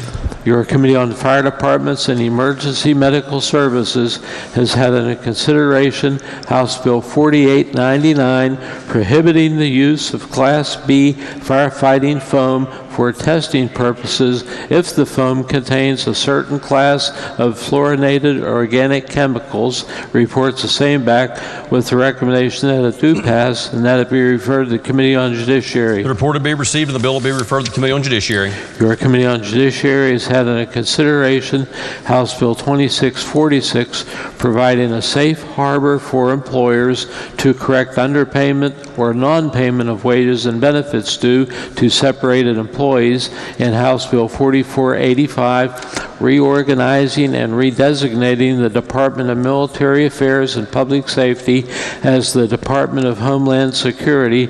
Reports back committee substitutes, therefore, with the recommendation that the committee substitutes each do pass. The report will be received. Your Committee on Judiciary has had under consideration House Bill 4396, relating to reporting suspected governmental fraud, and House Bill 4760, modifying video lottery retailer licensing eligibility requirements. Reports the same back with recommendation that each do pass. The report will be received. Your Committee on Judiciary has had under consideration House Bill 4354, adding the Baximols to the permitted list of distributed prescribed drugs, and House Bill 4715, authorizing municipalities to take action to grant certain fire department employees limited power of arrest. House Bill 4797, authorizing municipalities to enact ordinances that allow the municipal court to place a structure, dwelling, or building into receivership, and House Bill 4872, modifying the criminal penalties imposed on a parent, guardian, or a custodian for child abuse. Reports the same back with the recommendation that each do pass. The report will be received.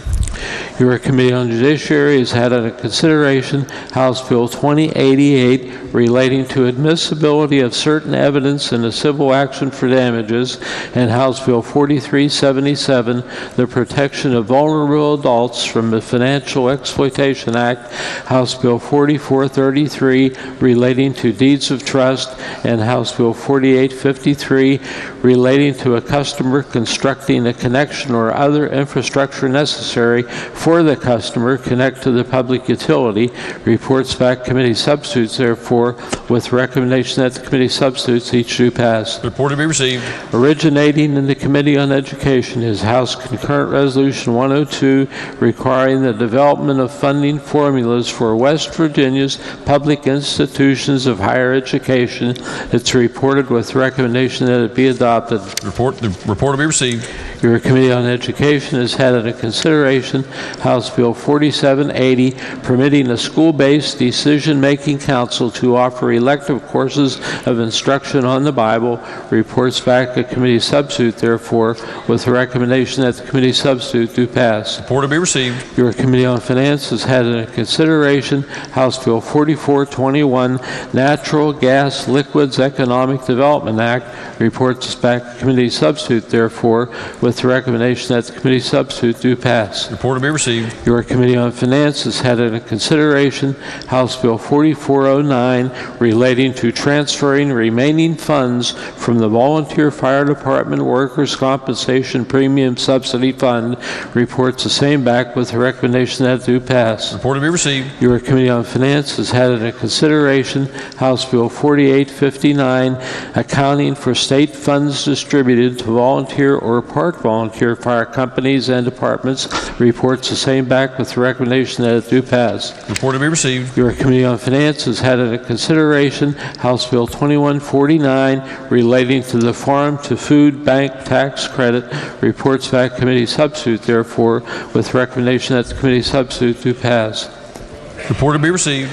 Your Committee on Finance has had under consideration House Bill 4019, Downstream Natural Gas Manufacturing Investment Tax Credit Act of 2020, and House Bill 4558, creating a personal income tax credit for volunteer firefighters in West Virginia. Reports back committee substitutes, therefore, with recommendation that the committee substitutes each do pass. Report to be received. Are there further reports of standing committees?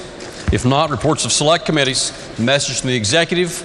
Message from the Senate. The Senate has concurred in the House amendment to the Senate amendment and passed House Bill 4007, Born Alive Survivors Protection Act. Message will be received. The Senate has passed with amendment committee substitute for House Bill 4026, exempting businesses transporting scrap tires, waste tires, or other used tires from certain statutory provisions. The message will be received. Lady from the 49th.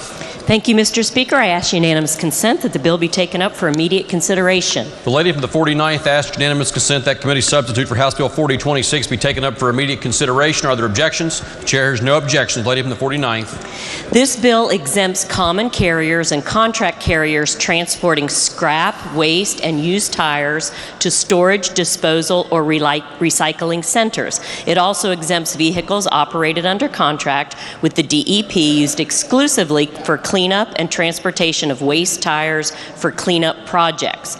The code section lists exemptions, and the Senate amendment changes the conjunctive word "and" to "or." This clarifies the current practice that each exemption applies separately. Therefore, Mr. Speaker, I move the House concur with the Senate amendment. The question before the House is the motion that the House concur in the Senate amendments to committee substitute for House Bill 4026. This is a debatable question. Do members wish to speak to the motion?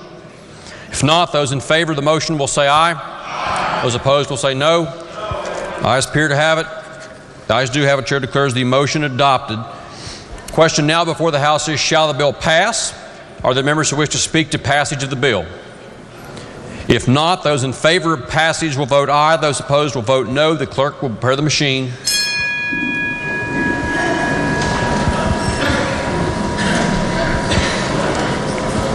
Has every member voted? If so, the clerk will close the machine and ascertain the result. On this question, there are 90 ayes, 9 nays, and 1 member absent not voting. A majority of members elected having voted in the affirmative, the chair declares the bill passed. The clerk will please report the title. Committee substitute for House Bill 4026. Are there amendments to the title? If not, the title is read by the clerk will be and remain the title of the bill. The clerk will please communicate the action of the House to the Senate.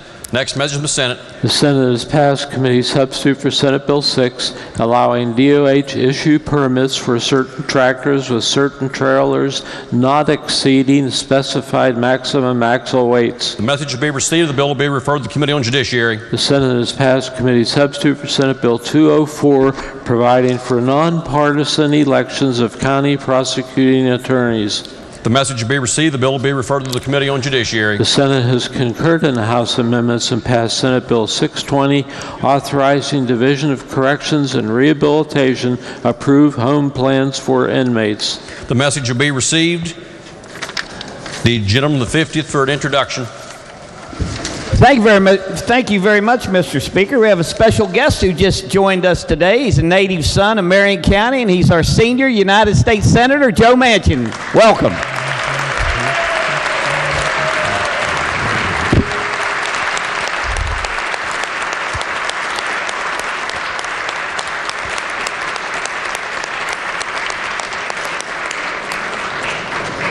Clerk will report the next message from the Senate.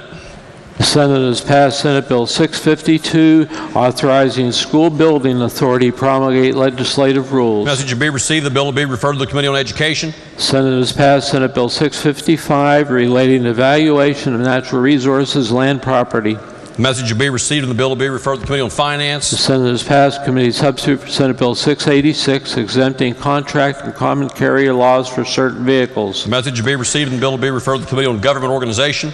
The Senate has passed committee substitute for Senate Bill 719, imposing health care-related provider tax on certain health care organizations. The message will be received, and the bill will be referred to the Committee on Finance. The Senate has passed Senate Bill 740, clarifying authorized users of Ron Yost Personal Assistance Services Fund. The message will be received. The bill will be referred to the Committee on Finance. The Senate has passed Senate Bill 747, requiring Bureau for Public Health Development Diabetes Action Plan. The message will be received, and the bill will be referred to the Committee on Health and Human Resources. The Senate has passed Senate Bill 748, increasing awareness of palliative care services. The message will be received, and the bill will be referred to the Committee on Health and Human Resources. The Senate has passed Senate Bill 767, relating to licensure of hospitals. The message will be received, and the bill will be referred to the Committee on Health and Human Resources. Are there further messages from the Senate? If not, resolutions. House Resolution 13. Lady of the 49th. Mr. Speaker, I ask unanimous consent that the reference of the resolution to a committee be dispensed with and that it be taken up for immediate consideration and put upon its adoption. The lady from the 49th asks unanimous consent that the committee reference for House Resolution 13 be dispensed with, that the resolution be taken up for immediate consideration and put upon its adoption. Are there objections? The chair hears no objections. The clerk will please read the resolution. House Resolution 13, calling upon the Attorney General to investigate the business practices of Electo. Whereas West Virginia hospitals are critical to improve the health of citizens while providing a significant level of services and economic benefits to their communities. Whereas West Virginia hospitals also use their resources to reinvest in new models of care that go well beyond the traditional hospital walls, finding new ways to help improve the health of their communities, from providing access to medical care for patients in rural areas to supporting cutting-edge medical research and innovations. Whereas Electo Healthcare Services purchased Ohio Valley Medical Center in 2017. Whereas when Electo bought the hospital, it was part of a deliberate strategy to acquire facilities that were serving urgent needs to vulnerable populations. In a 2018 interview with Inside Healthcare magazine, Electo founder Lex Reddy described the company's modus operandi: "We often seek out communities that are underserved." Electo found 50 community-based hospitals that are critical to those communities and sustain them. Reddy said the hospitals serve a lot of Medicaid and uninsured patients in its communities. And whereas, while Electo took the financial risks, the public was largely left to foot the bills.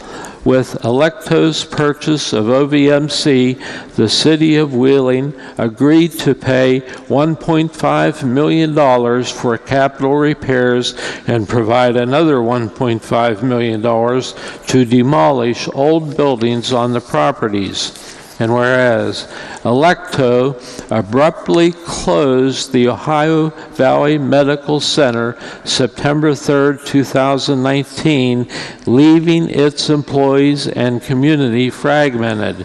And whereas Electo purchased Fairmont General Hospital in June 2014 for $15.3 million after this hospital went into bankruptcy with intentions of serving urgent needs to rural populations. And whereas when Electo demonstrated an interest in purchasing the assets of Fairmont General and taking over the operations of the hospital, it made a number of promises, and one of those was to continue with community-based health care in the Marion County region.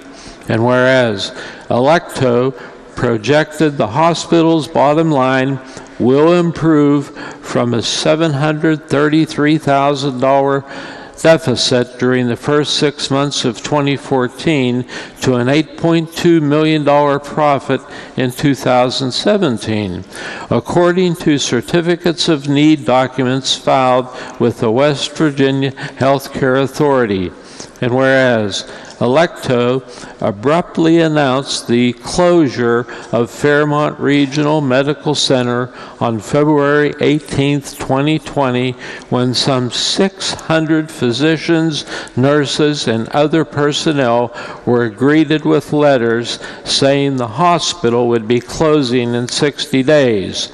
And whereas multiple solutions have been offered to assist Electo, which have fallen on deaf ears and cold hearts. And whereas the Attorney General serves as the Chief Legal Officer for the state of West Virginia and speaks for the legal interests of the state. And whereas the Attorney General also is entrusted with enforcing the laws of the state as they relate to consumer protection, unfair trade practices, civil rights, and other important areas.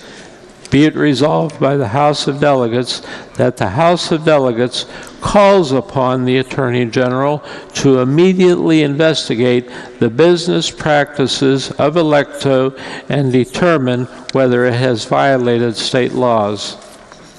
You've heard the resolution as just read by the clerk. The chair has been approached by a number of members who wish to be added as co-sponsors of this resolution. Before the chair entertains debate on this resolution, at this time the chair would ask those members who have sought permission to be added as a co-sponsor of this resolution to please press your recognition light so you can be taken down by the clerk.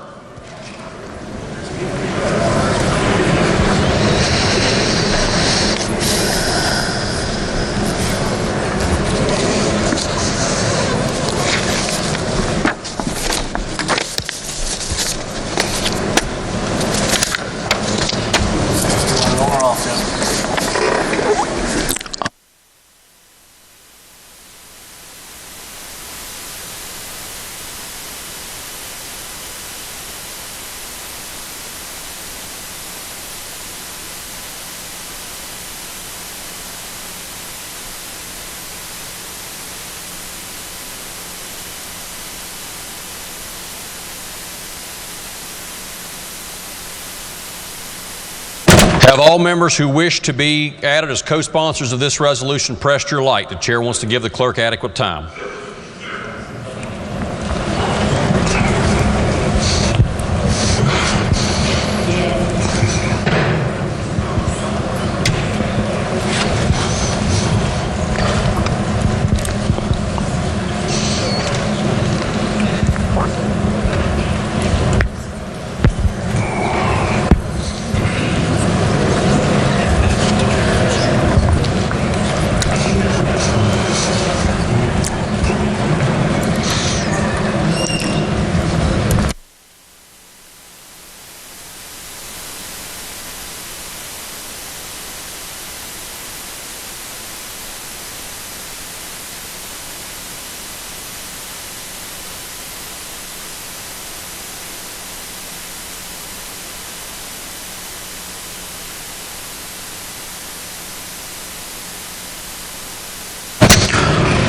clerk has recorded the names of all members seeking to be added. As a co-sponsor of this resolution, all members can turn recognition lights off at this time.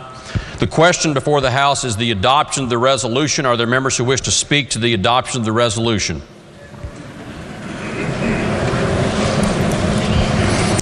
The chair will assume that any lights remaining on are members wishing to speak to the resolution.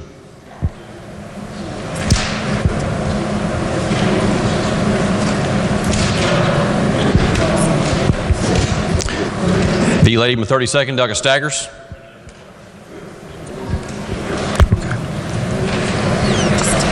Okay, all lights now are off. Are there members who wish to speak to adoption of the resolution? If not, then the question before the House is the adoption of the resolution as read by the clerk. A roll call has been demanded. Is the demand sustained? The demand is sustained. Those in favor of adoption of the resolution will vote aye. Those opposed will vote no. The clerk will prepare the machine.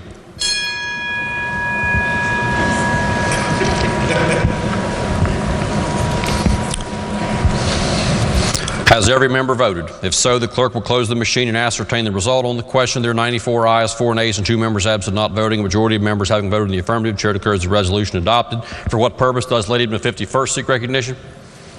Thank you, Mr. Speaker. I tried to press my recognition button to get my name on the resolution. Are there objections to the lady's name being added?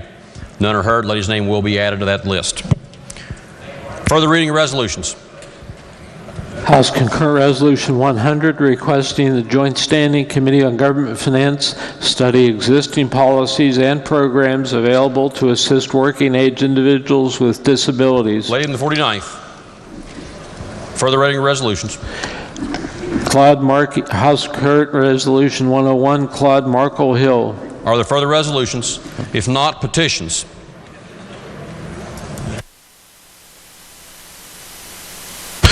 Yes, House Resolution 100 will be referred to the Committee on Government Organization, then the Committee on Rules.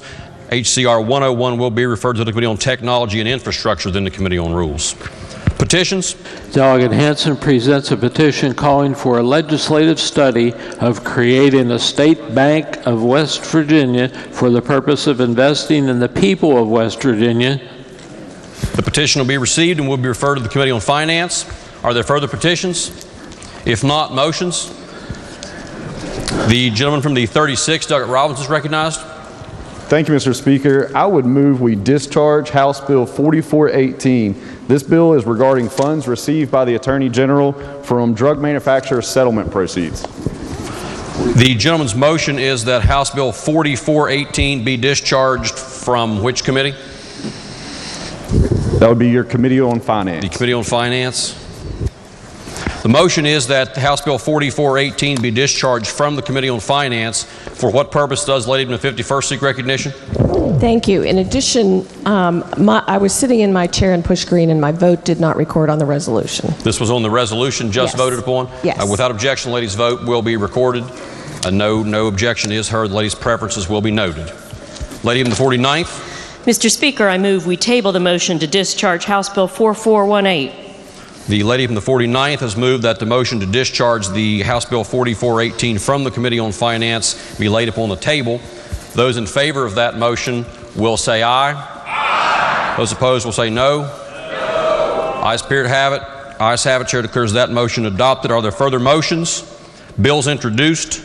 Unfinished business. Bills on third reading. Committee substitute for Senate Bill 209 relating to annexation by minor boundary adjustments. The question before the House is, shall the bill pass? Are there objections to having the bill explained in lieu of having it read? The chair hears no objection and recognizes the lady from the 3rd, Delegate Storch, to explain the bill. Thank you, Mr. Speaker. West Virginia currently has 3 methods to effect annexation: through vote, through petition, and by minor boundary adjustment. The last is the only one that's affected by this bill. Senate Bill 209 requires that all parties in the additional territory to be annexed by minor boundary adjustment provide an affidavit that they consent to be included in the annexation. Provides if the County Commission determines that the annexation could be efficiently and cost-effectively accomplished under one of the other 2 methods of annexation, or that the application is otherwise defective, they must deny the application, stating the reasons for the denial. And finally, the bill prohibits a municipality from reapplying for annexation by minor boundary adjustment for 2 years after a denial of an application, except when directed by a circuit court. I urge passage. The question before the House is, shall the bill pass? The gentleman, the 59th, Douglas Kumps, recognized. Permission to speak on the bill? Yes, gentleman is recognized. Proceed. I understand the motivation of Senate Bill 2009. However, at the request of the town of Hedgesville, Class 4 municipality, which is in my district, I'm asking this bill be rejected. The last minor adjustment that the town of Hedgesville did was to change the town boundary so it did not pass directly through the town cemetery. After that action was taken, and to this date, there's been no complaints from any of the dead people. Essentially, the town of Hedgesville feels that this bill is just too much dadgum government, and I ask a no. The gentleman, the 60th, Douglas Wilson. Thank you, Mr. Speaker. Will Madam Chair please yield? Sure. Ma'am, may I give you a scenario real quick and then ask how this bill would affect it? Sure. Thank you. Were a municipality to attempt to incorporate an industry or a business into its tax base by perhaps drawing a loop on a map around that business, would that business have any recourse given the way this bill is written now? They would have to provide their approval of being included. They would have to approve of it. Thank you, ma'am. Thank you, Mr. Speaker. The gentleman, the 67th, Douglas Doyle. Thank you, Mr. Speaker. Rarely do I find myself in philosophical company with my friend from Hedgesville over there, but I think he's right about this. My particular concern is that Jefferson County is one county, and I think the only county that has taken advantage of a provision in the law, which is, you can read it in the bill, which refers to an urban growth boundary. And after much weeping and gnashing of teeth over the course of a year, the municipalities and the county commission finally agreed on a system. I believe this bill upsets that system, so I personally will have to vote against it. Thank you. The gentleman, the 56th, Douglas Howell. Thank you, Mr. Speaker. Will the gentlelady yield? Does the lady in the third, Douglas Storch, yield for a question? Yes. Thank you. If this bill becomes law, if someone wants to become a part of a municipality by choice, they are allowed to do that. That's correct? Yes. And if, like in a subdivision of people want to join, they can do that by vote. Yes. Is that correct? Thank you. Are there other members who wish to speak to passage of the bill? Does the lady wish to close debate on the bill? If not, then the question before the House is, shall the bill pass? Those in favor of passage will vote aye. Those opposed will vote no. The clerk will prepare the machine.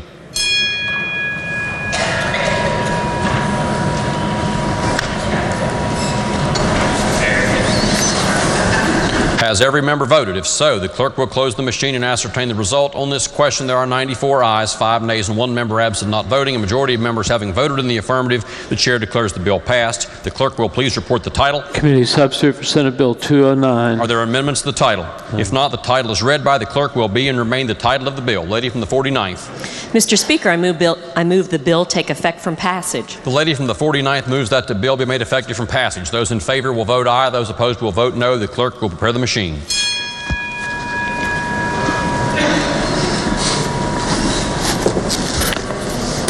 Has every member voted?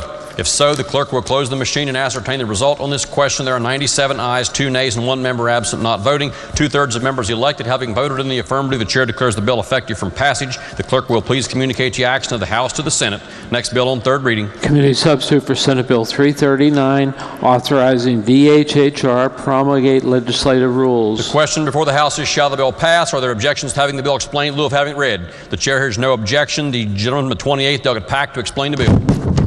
Thank you, Mr. Speaker. Senate Bill 339 is the DHHR rules bundle. It contains all of the health rules that have been promulgated by DHHR. A variety of issues are addressed from medical cannabis primary care grants and the collection of overdose data. There is an extensive and thorough abstract in the system which details all of the changes provided in the rules. Additionally, we have here all 1,354 pages of the rules, and I would be happy to answer any of your questions. Thank you, Mr. Speaker. The question before the House is, shall the bill pass? Are there members who wish to speak to passage of the bill? If not, then those in favor of passage will vote aye. Those opposed will vote no. The clerk will prepare the machine.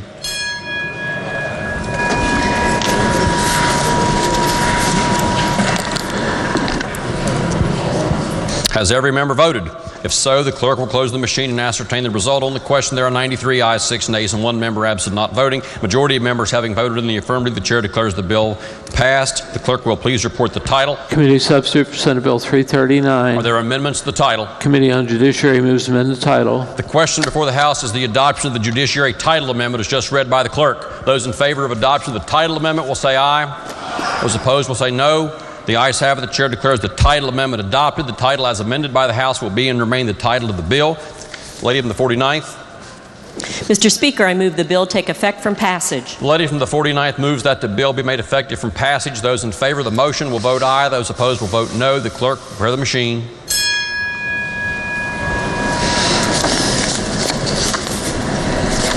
Has every member voted? If so, the clerk will close the machine and ascertain the result. On this question, there are 94 ayes, 5 nays, and 1 member absent not voting. 2/3 of members elected having voted in the affirmative. The chair declares the bill effective from passage. The clerk will please communicate the action of the House to the Senate. Request concurrence therein. Next bill on third reading. Committee substitute for House Bill 4001. Lady from the 49th.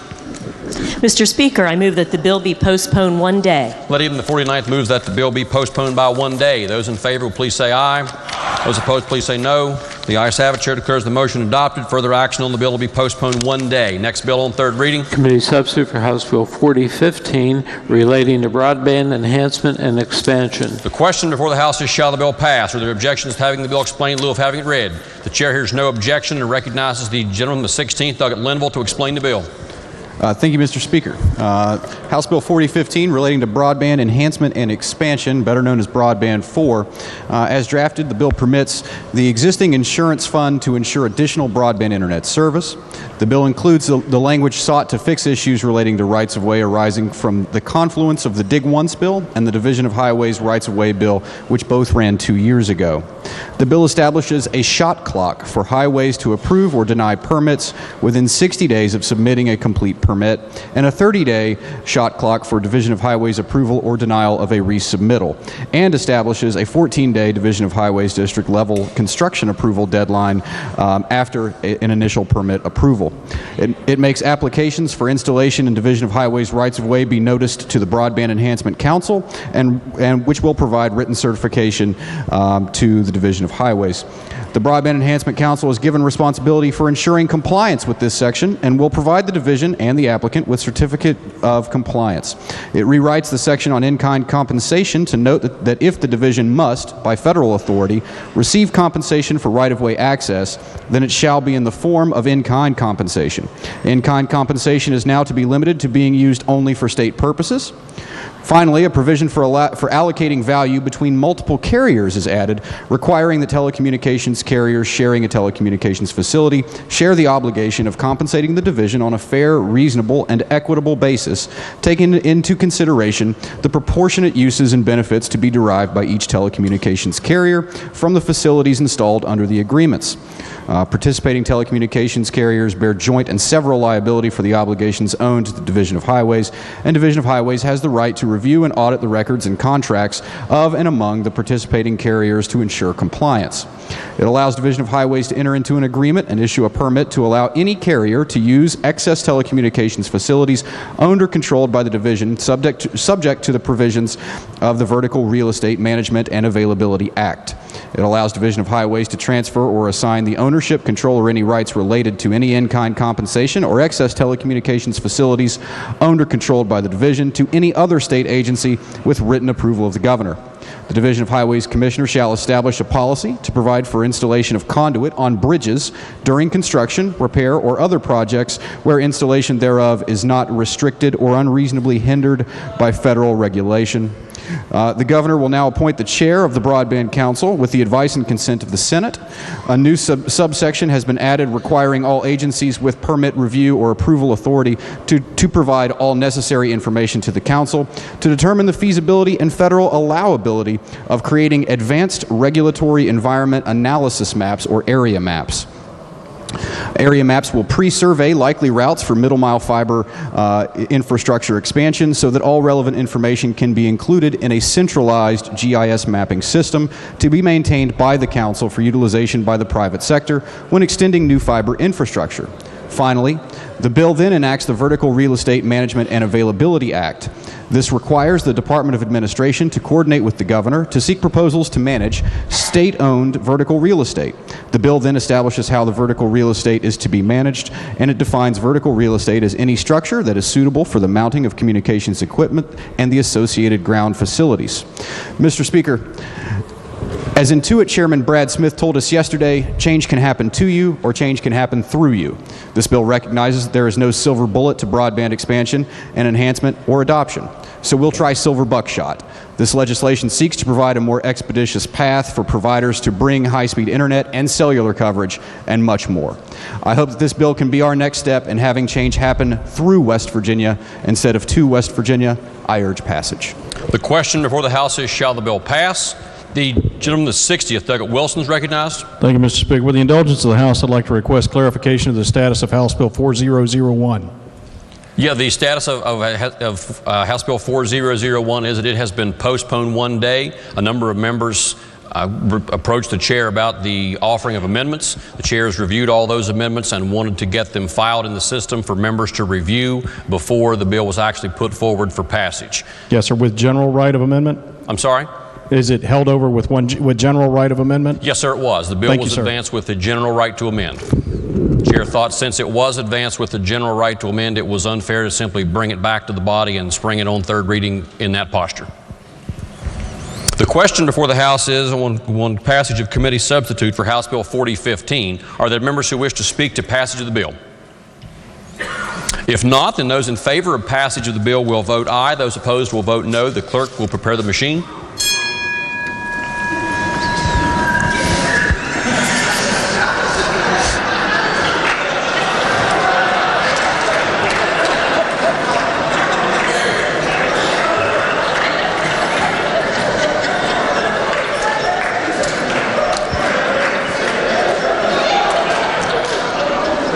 Still a little bit of time left. Has every member voted? If so, the clerk will close the machine and ascertain the result. On this question, there are 98 ayes, 1 nay, and 1 member absent not voting. A majority of members having voted in the affirmative, the chair declares the bill passed. The clerk will please report the title. Committee substitute for House Bill 4015. Are there amendments to the title? If not, then the title is read by the clerk will be and remain the title of the bill. The clerk will please communicate the action of the House to the Senate. Request concurrence therein. Next bill on third reading. House Bill 4039, providing limitations on nuisance actions against fire department and emergency medical services. The question before the House is, shall the bill pass? Are there objections to having the bill explained in lieu of having it read? The chair hears no objection and recognizes the gentleman from the 27th, Douglas Schott, to explain the bill. Thank you, Mr. Speaker. I hope that wasn't contagious. This bill provides additional protections to fire departments and EMS stations with fixed sirens. Specifically, it provides that a person may not maintain a nuisance action for noise against a fire department or emergency medical services station located in the vicinity of that person's property for noise generated by a fixed siren if the fire department or emergency medical services station siren was installed prior to the date that the person acquired his or her property. A person who owns property in the vicinity of a fire department or emergency medical services station siren that was installed after that person acquired the property may maintain a nuisance action for the noise, but only if the action is brought within 2 years after the installation of the siren. Mr. Speaker, that's a summary of the bill. I urge its passage. The question before the House is, shall the bill pass? The lady in the 32nd, Douglas Staggers. Chairman, yield. Yes, I will. How many fire departments still have fixed sirens? I'm not aware of any in Raleigh, Fayette. Is this a big issue, and do you have a number for me? I don't have a number. I assume it's a big enough issue that somebody went to the trouble of having a bill prepared, yes. Yeah, we notify everybody through their phone systems, and if we increase the broadband coverage for West Virginia, that would probably take care of the problem. I assume that's possible, but I wouldn't stick my neck out on that one. Okay, thank you, Mr. Chair. Are there other members who wish to speak to passage of the bill? If not, then the question before the House is, shall the bill pass? Those in favor of passage will vote aye. Those opposed will vote no. The clerk will prepare the machine.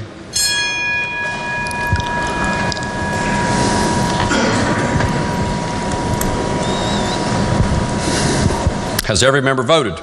If so, the clerk will close the machine and ascertain the result. On this question, there are 96 ayes, 3 nays, and 1 member absent not voting. A majority of members having voted in the affirmative, the chair declares the bill passed. The clerk will please report the title. House Bill 4039. Are there amendments to the title? If not, then the title is read by the clerk will be and remain the title of the bill. The clerk will please communicate the action of the House to the Senate. Request concurrence therein. Next bill on third reading. Committee substitute for House Bill 4155. Lady of the 49th. Thank you, Mr. Speaker. I ask unanimous consent to postpone action 1 day. Lady of the 49th asks unanimous consent to postpone action 1 day on committee substitute for House Bill 4155. Are there objections? Chair hears no objection. Action will be postponed 1 day. Next bill on third reading. Committee substitute for House Bill 4422, the Patient Brokering Act. The question before the House is, shall the bill pass? Are there objections to having the bill explained in lieu of having it read? The chair hears no objection. Delegate Capito to explain the bill. Thank you very much, Mr. Speaker. Good afternoon, everybody. The Patient Brokering Act deals with activities that are unfortunate. In West Virginia, we have situations where individuals are referring and delivering patients to certain treatment facilities in exchange for fees or payment of some kind. The bill before you seeks to eliminate that practice so that we're not shopping our most vulnerable around to treatment centers throughout the state. And it prohibits specifically acts that are intended to derive any benefit or profit from referral of a patient to a healthcare provider or facility, and establishes criminal penalties for persons and business entities engaged in unlawful patient brokering. Mr. Speaker, I'm available for questions. I urge passage. The question before the House is, shall the bill pass? The lady in the 32nd, Douglas Staggers. I promise to quit asking questions, but the gentleman does yield. Is this not covered by the U.S. SLAPP Act already? No, ma'am. And what in the SLAPP Act is not covered? I am not a SLAPP expert, but I'm certain that we are probably trying to close loopholes that the Act does not cover with this Act before you. The gentleman 17th, Douglas Rohrbach. Thank you, Mr. Speaker. I'm going to stand and rise in support of this bill, and I'm just going to tell you why we need it. Recently in Huntington, we had 20 people show up on a bus from Tulsa, Oklahoma, to seek services that can't prove it, but there's a high likelihood of suspicion these were brokered patients. If you look at what's been going on in the state of Florida, Google this up, you'll see tremendous problems. About 20 people were recently charged in a federal indictment there. This is real, it is going on, and I think we all want to take care of the people in our communities that have problems. But to think that this needs to be a tremendous growth industry, that we're going out and getting patients from all around this country to come in here, I don't think that's what any of us want, because it is overwhelming the social support services in my community, and I would challenge you and a lot of the other people in this chamber's communities. So this is a necessary bill, and I urge adoption. Thank you, Mr. Speaker. Are there other members who wish to speak to passage of the bill? If not, then does the gentleman wish to close debate on the bill? The gentleman from 35th, Douglas Capito. If not, then the question is, shall the bill pass? Those in favor of passage will vote aye. Those opposed will vote no. The clerk will prepare the machine.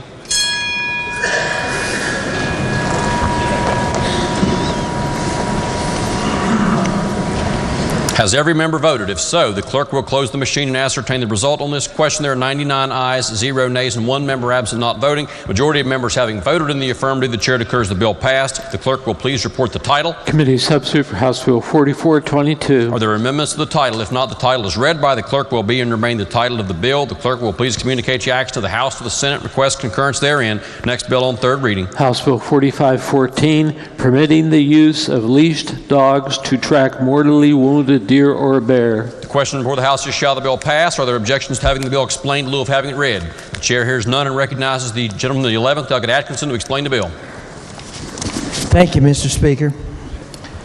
This bill adds a new code section to provide that a person who is legally hunting and reasonably believes he or she has mortally wounded a deer or bear may use leashed dogs to track and locate the mortally wounded deer or bear. This bill also permits hunters to use a dog handler to track and locate the mortally wounded deer or bear. The bill requires that the hunter of the dog handler to maintain physical control of the leashed dogs at all times, and provides that a hunter who uses a dog handler must accompany the handler, and only the hunter may kill the mortally wounded deer or bear. The bill requires any dog handler providing tracking services for profit to be licensed as an outfitter or guide. This bill also amends the code section pertaining to dogs chasing deer. Under the revised code section, a natural resources officer shall take into possession any dog known to have hunted or chased deer. This bill provides that if the owner of the dog can be determined, the dog shall be returned to the owner. And if the owner of the dog cannot be determined, the natural police officer shall deliver the dog to the appropriate county humane officer or facility. Mr. Speaker, I urge passage. The question before the House is, shall the bill pass? The gentleman at 29th, Douglas Steele. Thank you, Mr. Speaker. I'm really glad to see that we got this bill done. I had a similar bill, and I want to thank the chairman for incorporating some of what was in my bill into this bill, and as well as Delegate Seipolt for really bringing all that together. This is a really good bill. It's going to help out a lot of hunters across the state, but especially in my area. So I want to thank you guys and urge everyone to support the bill. Thank you. Are there other members who wish to speak to the bill? If not, the question before the House is, shall the bill pass? Those in favor of passage will vote aye. Those opposed will vote no. The clerk will prepare the machine.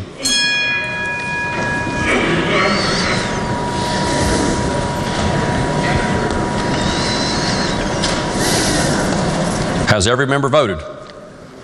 If so, the clerk will close the machine and ascertain the result. On this question, there are 95 ayes, 2 nays, and 3 members absent not voting. Majority of members having voted in the affirmative, the chair declares the bill passed. The clerk will please report the title. House Bill 4514. Are there amendments to the title? Delegate Atkinson moves to amend the title. The question before the House is the adoption of the title amendment. Those in favor of the title amendment will say aye. Those opposed will say no. The ayes have it, and the chair declares the title amendment adopted. The title as amended by the House will be and remain the title of the bill. The clerk will please communicate the action of the House to the Senate and request concurrence therein. Next bill on third reading. House Bill 4529, relating to the collection of assessments and the priority of liens on property within a resort area. The question before the House is, shall the bill pass? Are there objections to having the bill explained in lieu of having it read? The chair hears no objection and recognizes the gentleman of 27th, Douglas Schott, to explain the bill. Thank you, Mr. Speaker. House Bill 4529 is focused on liens for assessments on real property which is located within a resort area district. It's consistent with the long-established real estate principle, first in time, first in line. Currently, West Virginia Code Section 72522 allows for assessment liens to be recorded on real property within a resort area district and to have priority over all other liens except for 2 categories. 1, land tax liens, and 2, prior recorded assessment liens. The bill would add a third exception to the types of liens that over which a newly recorded lien would not have priority. And the new exception is for lien creditors, including any lien creditor secured by a deed of trust, which have been recorded before the new assessment lien was recorded. Mr. Speaker, that's a summary of the bill. I urge its passage. The question before the House is, shall the bill pass? Are there members who wish to speak to passage of the bill? If not, those in favor of passage will vote aye. Those opposed will vote no. The clerk will prepare the machine.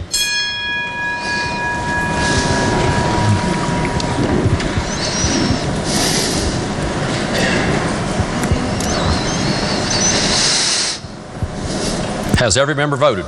If so, the clerk will close the machine and ascertain the result. On this question, there are 96 ayes, 0 nays, and 4 members absent not voting. A majority of members having voted in the affirmative, the chair declares the bill passed. The clerk will please report the title. House Bill 4529. Are there amendments to the title? If not, then the title is read by the clerk will be and remain the title of the bill. The clerk will please communicate the action of the House to the Senate. Request concurrence therein. Next bill on third reading. House Bill 4589, conducting study for an appropriate memorial for West Virginians killed in the War on Terror. The question before the House is, shall the bill pass? Are there objections to having the bill explained in lieu of having it read? The chair hears no objection and recognizes the gentleman from the 53rd, Delegate Jennings, to explain the bill.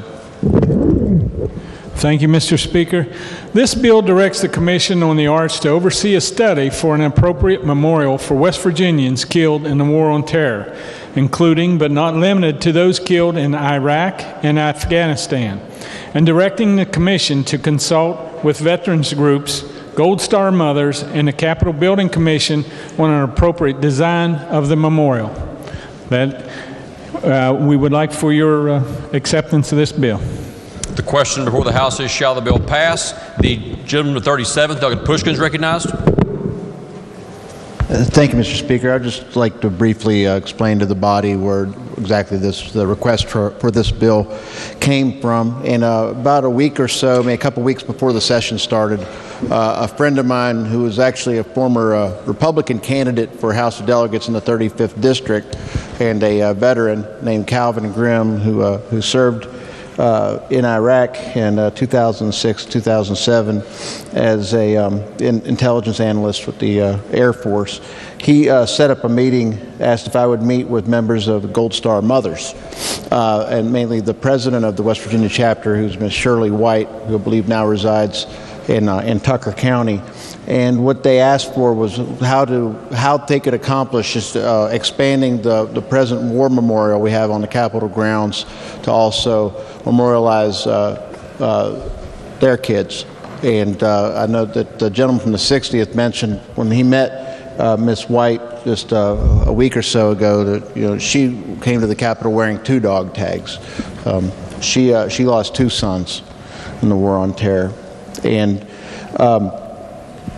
what we decided was to just this simple bill that just doesn't have any money attached to it. It just starts the study. It has the Commission on Arts consult with the Capitol Building Commission to study and report back to us what could be done to expand the war memorial that we have here, even if it's just benches around there, so when the Gold Star Mothers come to the Capitol, they have an appropriate place to honor and remember their children. So I hope this is something we can all vote for, and I hope to have a unanimous vote on this. And I thank the Gold Star Mothers and Shirley White, also Mr. Grimm, who brought this to our attention. And I'd especially like to thank the chairs for committees on Homeland Security and Veterans Affairs for running the bill, and also the chair of GovOrg for allowing for the second reference to be dispensed with, and so we could get it to the floor and vote on it. Thank you. The gentleman of the 60th, Doug Wilson. Thank you, Mr. Speaker. I'd like to thank members of the House for considering this proposal. Especially like to thank my friend for proposing it. And if I may, I would like to recommend that we consider, rather than recognizing our friends who have lost their lives under the term global war on terror, that rather it be by the name of the operations, Operation New Dawn, Iraqi Freedom, Enduring Freedom, and such as that. I thank you for your time and your consideration, sir. Are there other members who wish to speak to the passage of the bill? If not, those in favor of passage will vote aye. Those opposed will vote no. The clerk will prepare the machine.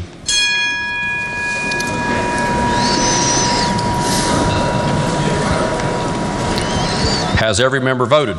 If so, the clerk will close the machine and ascertain the result. On this question, there are 96 ayes, 0 nays, and 4 members absent not voting. A majority of members having voted in the affirmative, the chair declares the bill passed. The clerk will please report the title. House Bill 4589. Are there amendments to the title? If not, the title is read by the clerk will be and remain the title of the bill. The clerk will please communicate the action of the House to the Senate. Request concurrence therein. Next bill on third reading. Committee substitute for House Bill 4593, authorizing the assignment of poll workers to serve more than one precinct under certain circumstances. The question before the House is, shall the bill pass? Are there objections to having the bill explained in lieu of having it read? The chair has no objection. The gentleman 13th, Doug Higginbotham, to explain the bill. Thank you, Mr. Speaker. Committee substitute for House Bill 4593 seeks to provide greater flexibility in the assignment of poll workers. Currently in state code, it only allows for an election worker to work for one standard receiving board. This bill would allow for the clerk of the county commission to assign a member of one precinct standard receiving board to simultaneously serve on the standard receiving board of up to 3 precincts in the polling places, only if they are located in the same physical building or facility.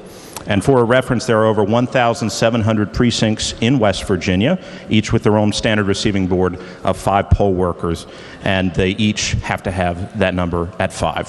Mr. Speaker, I urge passage.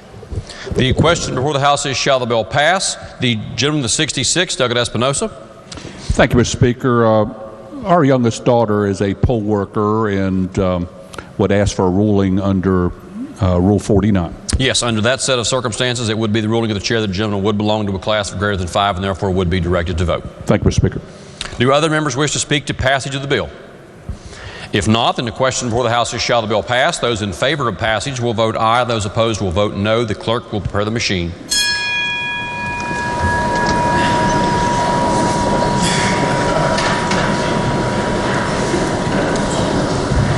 Has every member voted? If so, the clerk will close the machine and ascertain the result on this question. There are 95 ayes, 0 nays, and 5 members absent not voting. Majority of members having voted in the affirmative, the chair declares the bill passed. The clerk will please report the title. Committee substitute for House Bill 4593. Are there amendments to the title? If not, then the title is read by the clerk will be and remain the title of the bill. The clerk will please communicate the action of the House to the Senate. Request concurrence therein. Next bill on third reading. Committee substitute for House Bill 4594, allowing poll workers to be appointed to work in precincts outside their county. The question before the House is, shall the bill pass? Are there objections to having the bill explained in lieu of having it read? The chair hears no objection. The gentleman 13th, Doug Higginbotham, to explain the bill. Thank you, Mr. Speaker. Committee substitute for House Bill 4594 seeks to allow elections such as poll workers to work in precincts outside of their county in order to provide greater flexibility in obtaining poll workers, and also adds an exception for who may be an elected official. Long story short, this basically says that if one county has an excess number of poll workers, they are permitted to share those poll workers with neighboring counties if there's a shortage. I urge passage. The question before the House is, shall the bill pass? Gentleman, the 66th. Thank you again, Mr. Speaker. As I shared, a family member who does serve as a poll worker could potentially be assigned to a precinct in a neighboring county. Would ask for a ruling under Rule 49. Yes, under that set of facts, it would be the ruling of the chair that the gentleman would still be a member of a class of greater than 5 and therefore would be directed to vote. Thank you, Mr. Speaker. Do other members wish to speak to passage of the bill? If not, then the question before the House is, shall the bill pass? Those in favor of passage will vote aye. Those opposed will vote no. The clerk will prepare the machine.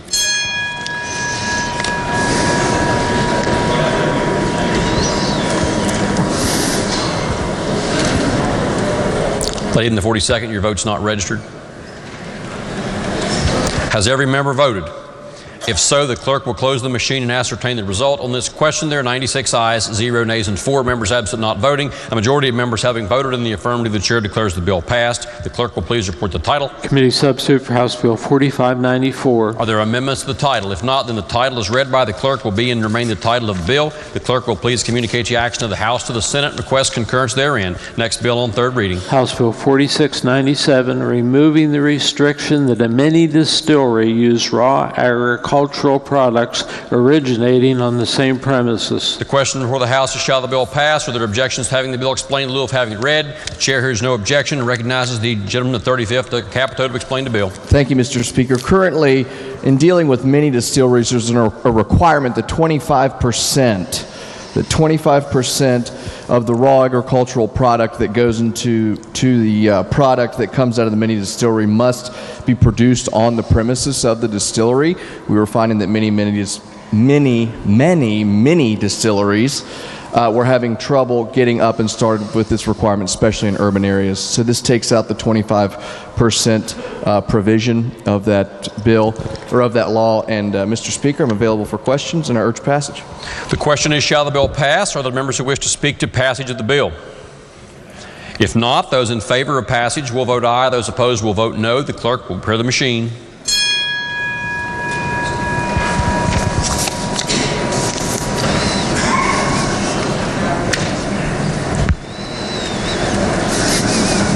Has every member voted?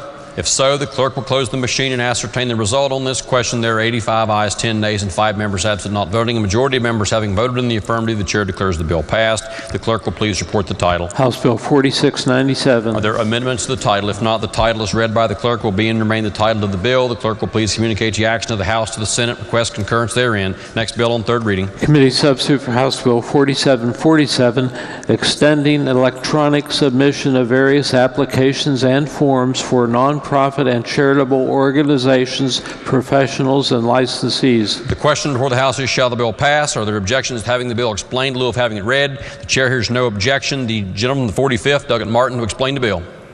Thank you, Mr. Speaker. The purpose of this bill is to continue implementation of the provisions of West Virginia Code 31D131 by removing certain unnecessary or redundant requirements to allow for electronic submission of various applications and forms for nonprofit and charitable organizations, professionals, and licensees. These changes are consistent with existing businesses and licensing electronic filing processes and capabilities now available through the Secretary of State's office's one-stop web portal, which was created the year 2017 and has been modernized to allow for full implementation of the law. I urge passage.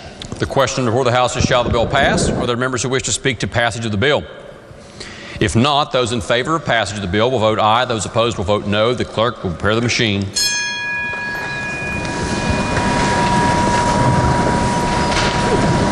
Has every member voted?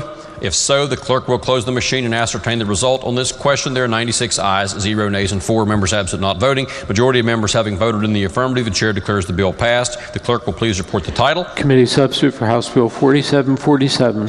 Are there amendments to the title? If not, the title is read by the clerk will be and remain the title of the bill. The clerk will please communicate the action of the House to the Senate. Request concurrence therein. Next bill on third reading. House Bill 4749, providing more efficient application processes for private investigators, security guards, and firms. The question before the House is, shall the bill pass? Are there objections to having the bill explained in lieu of having it read? The chair hears no objection. The gentleman from 56, Douglas Howe, to explain the bill. Thank you, Mr. Speaker. The purpose of this bill is to allow private investigators, security guards, and private investigator or security guard firms to obtain liability insurance in lieu of a surety bond, removes unnecessary requirements for submitting fingerprints and photographs of applicants and employees to the Secretary of State for each application, increases the amount of the surety bond, and to increase the licensure renewal term of a private investigator, security guard, and private investigator and or security guard firms from 1 year to 2. I urge passage. The question before the House is, shall the bill pass? Are there members who wish to speak to passage of the bill? If not, those in favor of passage will vote aye. Those opposed will vote no. The clerk will prepare the machine.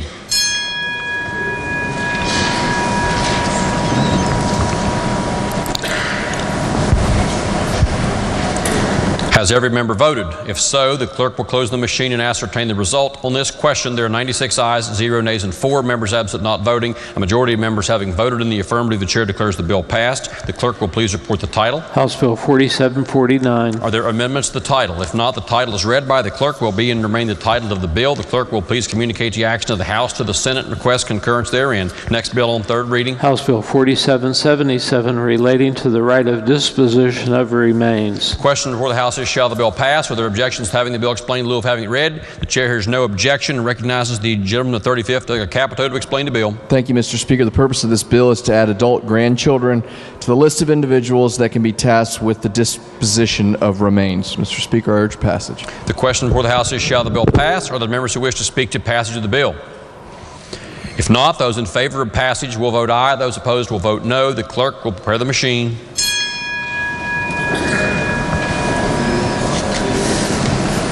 Has every member voted? If so, the clerk will close the machine and ascertain the result. On this question, there are 96 ayes, 0 nays, and 4 members absent not voting. Majority of members having voted in the affirmative, the chair declares the bill passed. The clerk will please report the title. House Bill 4777. Are there amendments to the title? If not, then the title is read by the clerk will be and remain the title of the bill. The clerk will please communicate the action of the House to the Senate and request concurrence therein. Next bill on third reading. House Bill 4864, relating to performance reviews of state agencies and regulatory boards. Question before the House is, shall the bill pass? Are there objections having the bill explained in lieu of having it read? The chair hears no objection. Recognizes the gentleman from the 45th, Douglas Martin, to explain the bill. Thank you, Mr. Speaker. The purpose of this bill is to include an analysis of the rules and procedures of the agency and the fees set by rule during agency and board audit reviews to determine whether the agency or board is exercising improper powers, exceeding its statutory authority, operating under improper procedures, or charging inappropriate fees, and make appropriate recommendations to the legislature. I urge passage. The question before the House is, shall the bill pass? Are there members who wish to speak to the passage of the bill? The gentleman from 36, Douglas Robinson, is recognized. Thank you, Mr. Speaker. Will the Vice Chair yield? Vice Chairman does not yield. Okay. Vice Chairman does not. Mr. Speaker, who should we address questions to the bill to if the chairman is unwilling to describe the bill that he's put on his agenda? The gentleman could seek any member. Will the sponsor of the bill yield? Chair does not have the bill up here. Who is the sponsor of the bill? I believe the chairman. The gentleman from 56 is the gentleman the sponsor? Okay, the sponsor apparently does not yield. Mr. Speaker, can you explain to us the necessity or the what the bill does and answer any questions to that? The gentleman from the 45th has done that. Can you explain to me what the additional parameters we have in this that we don't have in rulemaking authority? The chair does not have the bill up here. So we don't have anyone of the chairman or anyone that can answer those questions. Thank you. Apparently the chair does not yield for question. Does the gentleman wish to close debate on the bill? The gentleman does not wish to close debate on the bill. The question before the House is, shall the bill pass? Those in favor of passage will vote aye. Those opposed will vote no. The clerk prepare the machine.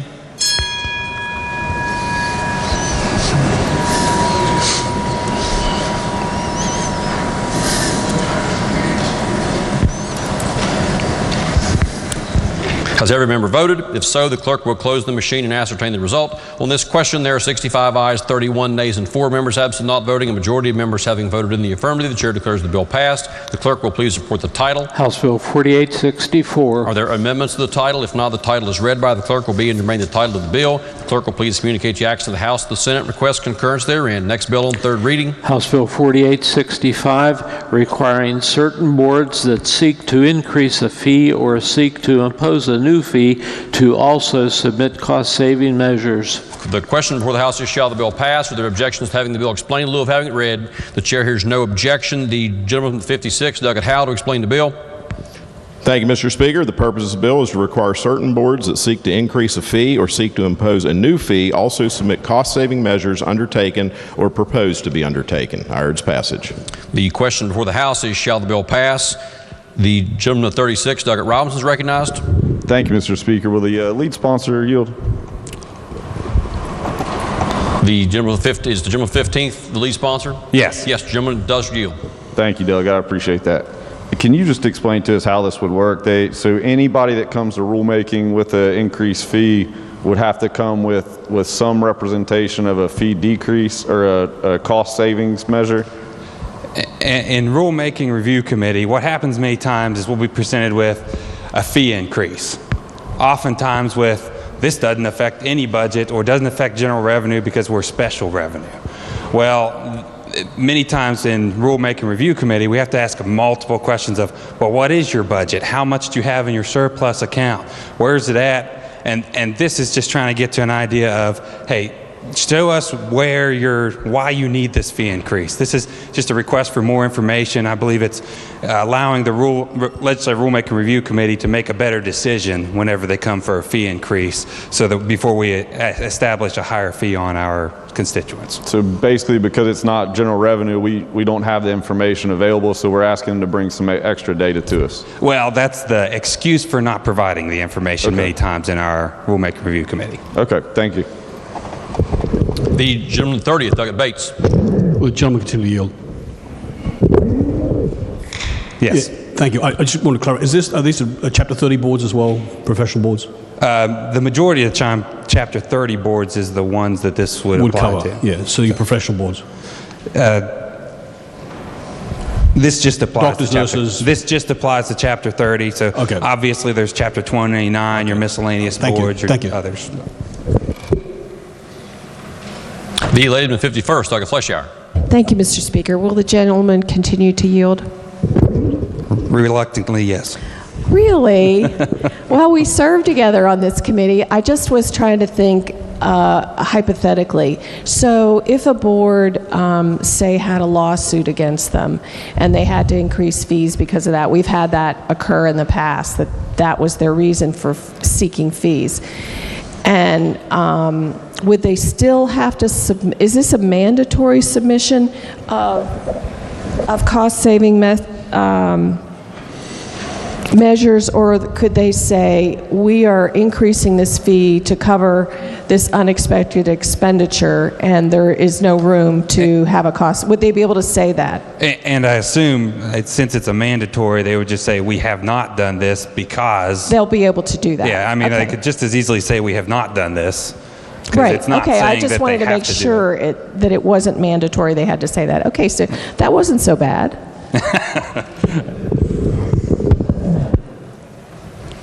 Do other members wish to speak to the passage of the bill?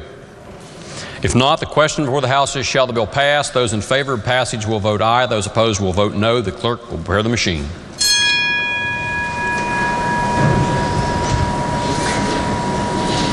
Has every member voted? If so, the clerk will close the machine and ascertain the result. On this question, there are 92 ayes, 4 nays, and 4 members absent not voting. A majority of members having voted in the affirmative, the chair declares the bill passed. The clerk will please report the title. House Bill 4865. Are there amendments to the title? If not, the title is read by the clerk will be and remain the title of the bill. The clerk will please communicate the action of the House to the Senate and request concurrence therein. Next bill on third reading. House Bill 4956, relating generally to the partition of real property. The question before the House is, shall the bill pass? Are there objections to having the bill explained in lieu of having it read? The chair hears no objection. The gentleman, the 27th, Doug Schott, to explain the bill. Thank you, Mr. Speaker. The purpose of this bill is to enact a simplified version of the Uniform Partition of Heirs Property Act. You may recall that a modified version of that act passed out of the House during the last legislative session, but did not become law and was not acted on by the Senate. This new abbreviated version is modeled after certain provisions in the Uniform Partition of Heirs Property Act. By way of context, tenants in common are vulnerable because any undivided or any individual co-tenant can force a partition. In some cases, real estate investors may acquire a small undivided share of a property and file a partition action to force the sale of the whole parcel. Using a partition by sale, an outside investor can acquire an entire parcel, sometimes at a price below its fair market value, through a public auction. This new bill adds new statutory rights into the partition statute. Under the bill, an owner will have a right to a professional appraisal to help determine the fair market value of the property before it is sold. An owner will also have the right to an open market sale of the property by a real estate broker with a reserve price before it can be auctioned. When judges select partition alternatives, several new factors are to be considered during the partition cases. And finally, an undivided interest in minerals cannot be sold in a partition if it is covered by a valid lease which was negotiated through reasonable, good faith efforts before the partition action is filed. Owners of these mineral interests will have their interests protected from sale when they have demonstrated their willingness to develop their minerals. The bill preserves the right of a co-tenant to demand partition and to sell their interest in property, but also attempts to preserve the other owner's wealth by adding these rights which are not currently in the partition statute. These new protections will help ensure that owners in partition sales receive a fair market price for their property interest rather than having it sold at auction at below fair market value. Mr. Speaker, that's a summary of the bill. I urge its passage. The question before the House is, shall the bill pass? Are there members who wish to speak to passage of the bill? If not, those in favor of passage will vote aye. Those opposed will vote no. The clerk will prepare the machine.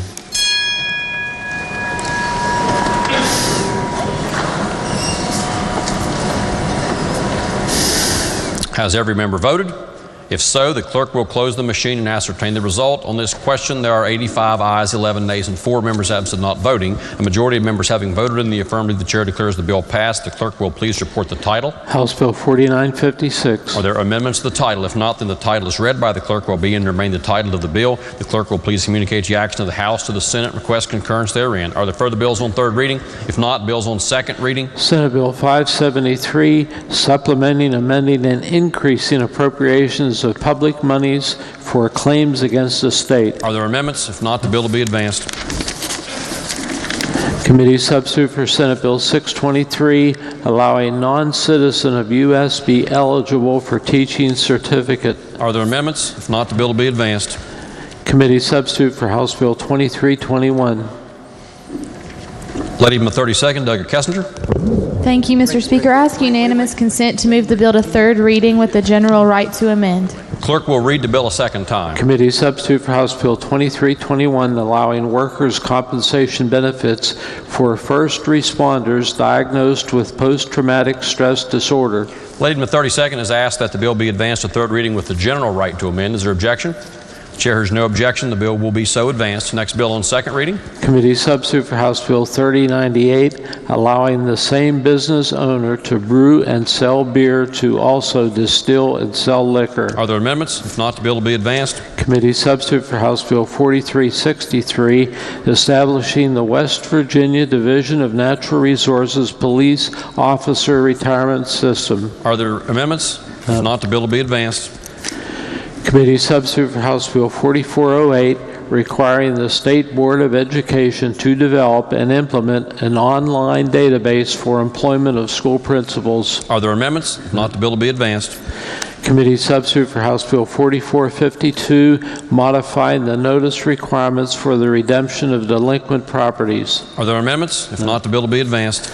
Committee substitute for House Bill 4474, relating to peer-to-peer car sharing programs. Are there amendments? If not, the bill will be advanced. Committee substitute for House Bill 4522, allowing division to accept documents compliant with Real ID Act for proof of identity. Are there amendments? If not, the bill will be advanced.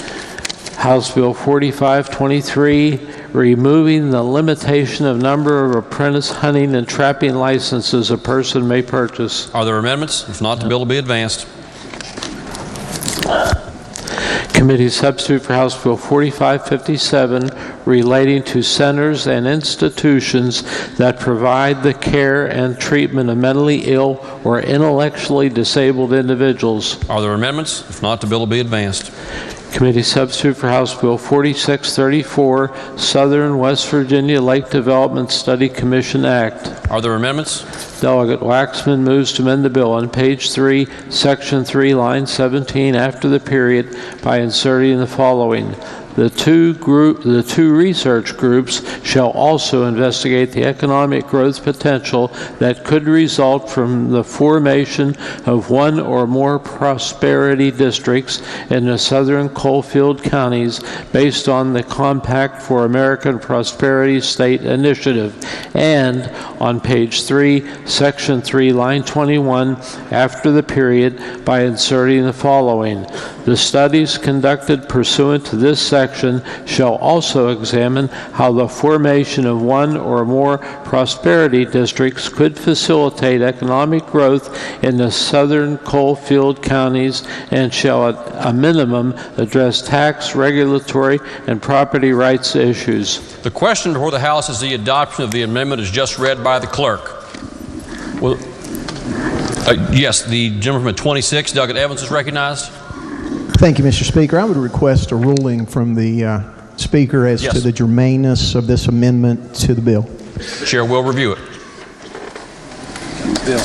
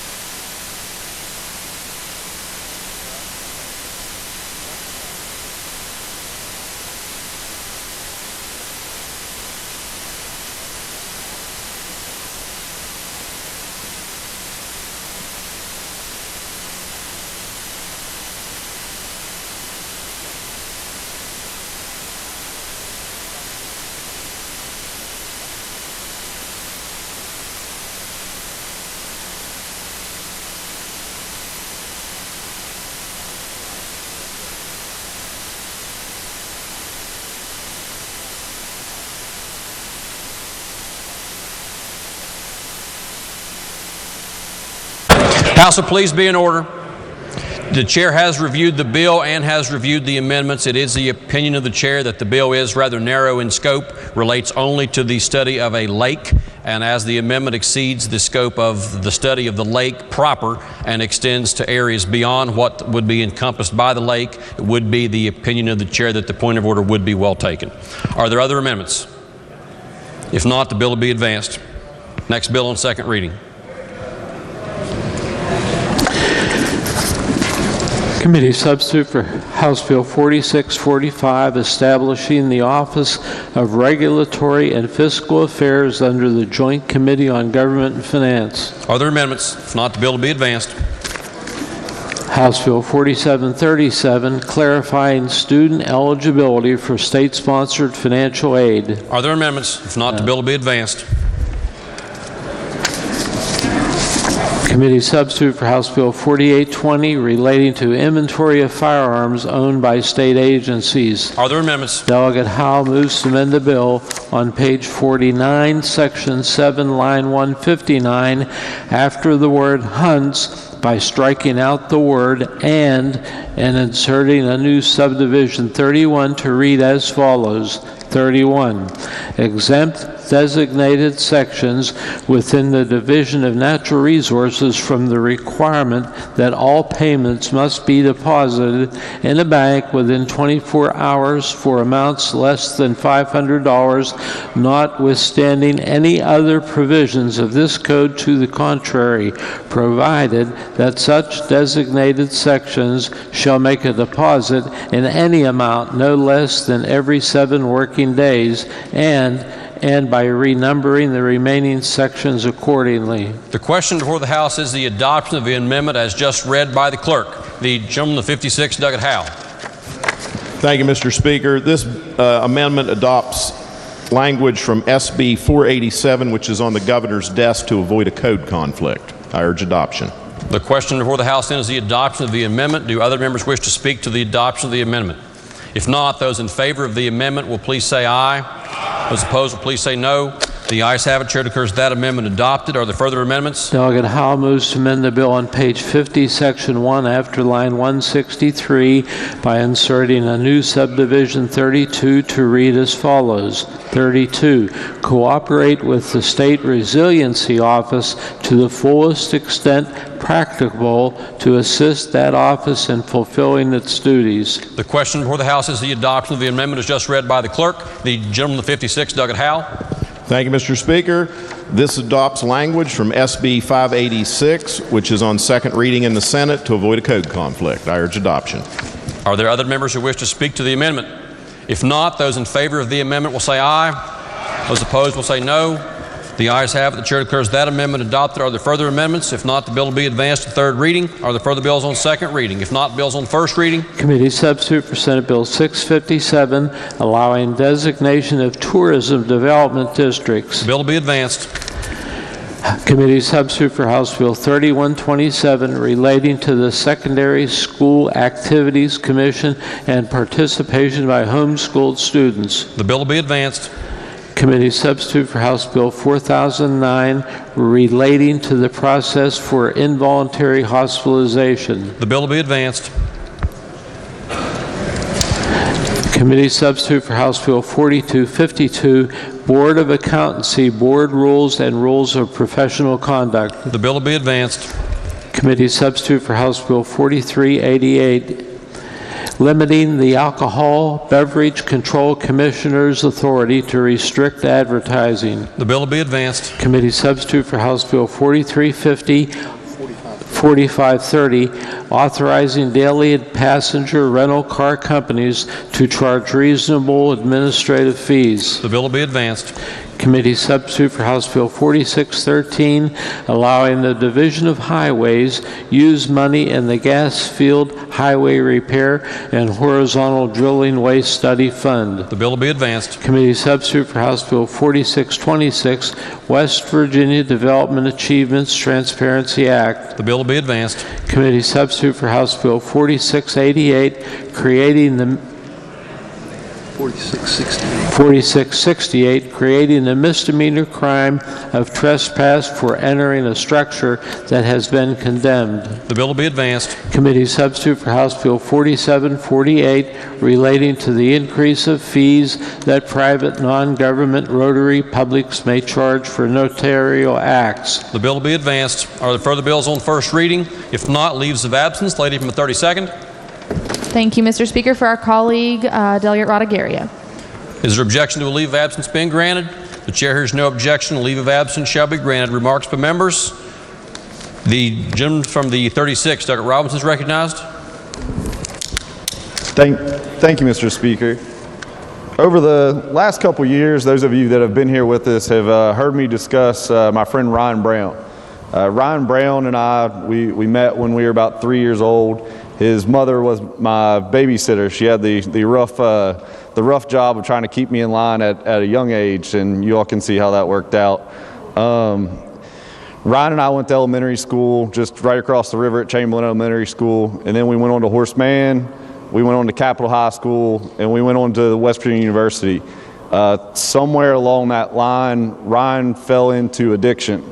He fell into the same thing that we've seen a lot of our community fall into during our drug crisis. In 2014, Ryan passed away. He was found in the canal in the Charleston Town Center and had overdosed and had passed away. And those of you know the further part of Ryan's story is that his mother has come around and has advocated for a number of prevention issues and recovery issues and things of that sort. In 2017, we named a prevention and recovery fund after Ryan Brown. Now, the sad part of this is Ryan Brown isn't a unique story. He just happened to have a very aggressive and very diligent mother who followed up after he passed away, which is why we have the Ryan Brown Addiction Recovery Fund.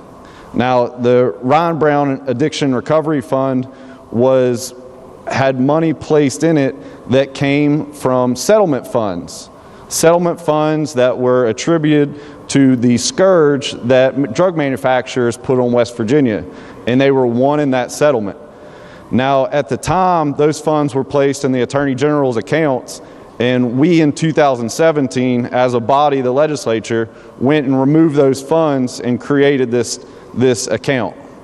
At this point in time, we've seen multiple other settlements come through, and some of those settlements have provided funds to DHHR, to Department of Military Affairs, and there's also 1/3 of the most recent settlement funds that are sitting in the Attorney General's account right now. Now, if you speak to the Attorney General, if you go down and discuss it with him, he'll explain to you that there are administrative fees and other items that he has to pay for in his office. However, I will tell you that across the country, different states are trying to figure out what to do with these monies. Now, when we received the funds from the tobacco settlement years ago, those monies were wasted. They were put in various different accounts. There was limited accountability. And what we didn't do with tobacco settlement funds that were supposed to replenish the counties and state governments that had to expend the monies to get people to recover and people's health care, we spent it on other items. We wasted that money. And now what I'd ask you to do is concentrate on today's settlement funds, on the opioid settlement funds. Now, I had passed out to you an article from the West Virginia Gazette-Mail from yesterday evening. The attorney generals from across the country that are involved have turned down $18 billion. Now, this is in discussion and formation of that settlement. And what I would tell you and what is important about this article is there will be other settlement funds that come to West Virginia. And what we cannot let happen is to let those funds sit in an account in the Attorney General's office instead of attacking the drug crisis that we have at our feet. Now, I'll also tell you about a comment from our Congressman McKinley. Congressman McKinley introduced legislation at the federal level that would force all states to account for this money and to make it go towards prevention and recovery that it was designed to help. Now, Congressman McKinley makes a statement that in the past, the same statement I've made, that the tobacco settlement monies were wasted. And we don't want to create the same problem and fall into the same issue that we came from before. So earlier today, you heard me make a motion for a discharge of this bill. I wanted to take the time and explain to you what that issue was and why we would discharge it. Now, with this explanation, the bill would cause all monies from opioid settlements or drug manufacturer settlements to go to the Ryan Brown Fund. The Ryan Brown Fund would attack these prevention measures, these recovery measures.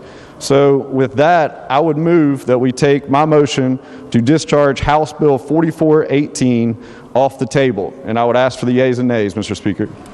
The chair will put that question to a vote, but first owes an apology to the gentleman from the 37th, Delegate Pushkin, on the similar motion that the gentleman made the last day that the House was in order. The chair erroneously ruled on the gentleman's motion as having not been in order at that time and delayed consideration of that motion to miscellaneous business. Chair is informed by the clerk that there is an inconsistency in the rules. Chair apologizes to the gentleman for misruling on that motion earlier. The question now is the gentleman's motion from the 36th that the motion be taken from the table to discharge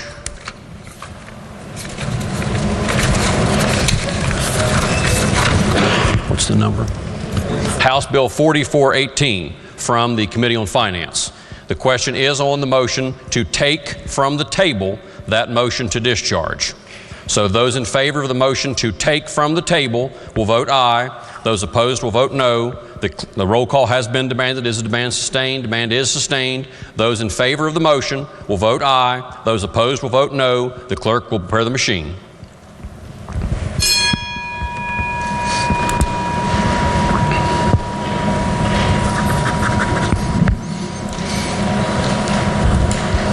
The gentleman 19th, Delegate Hicks, your vote is not registered. Has every member voted?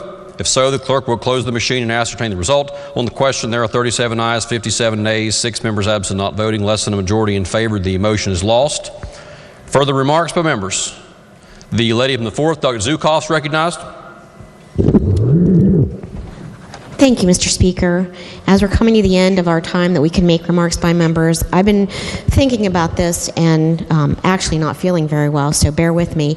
But I wanted to talk about roads in our state. We have significant issues, I know, around the state, but in District 6, in the Northern Panhandle, where the majority of the gas and oil business is at this time, we still have tremendous problems up there.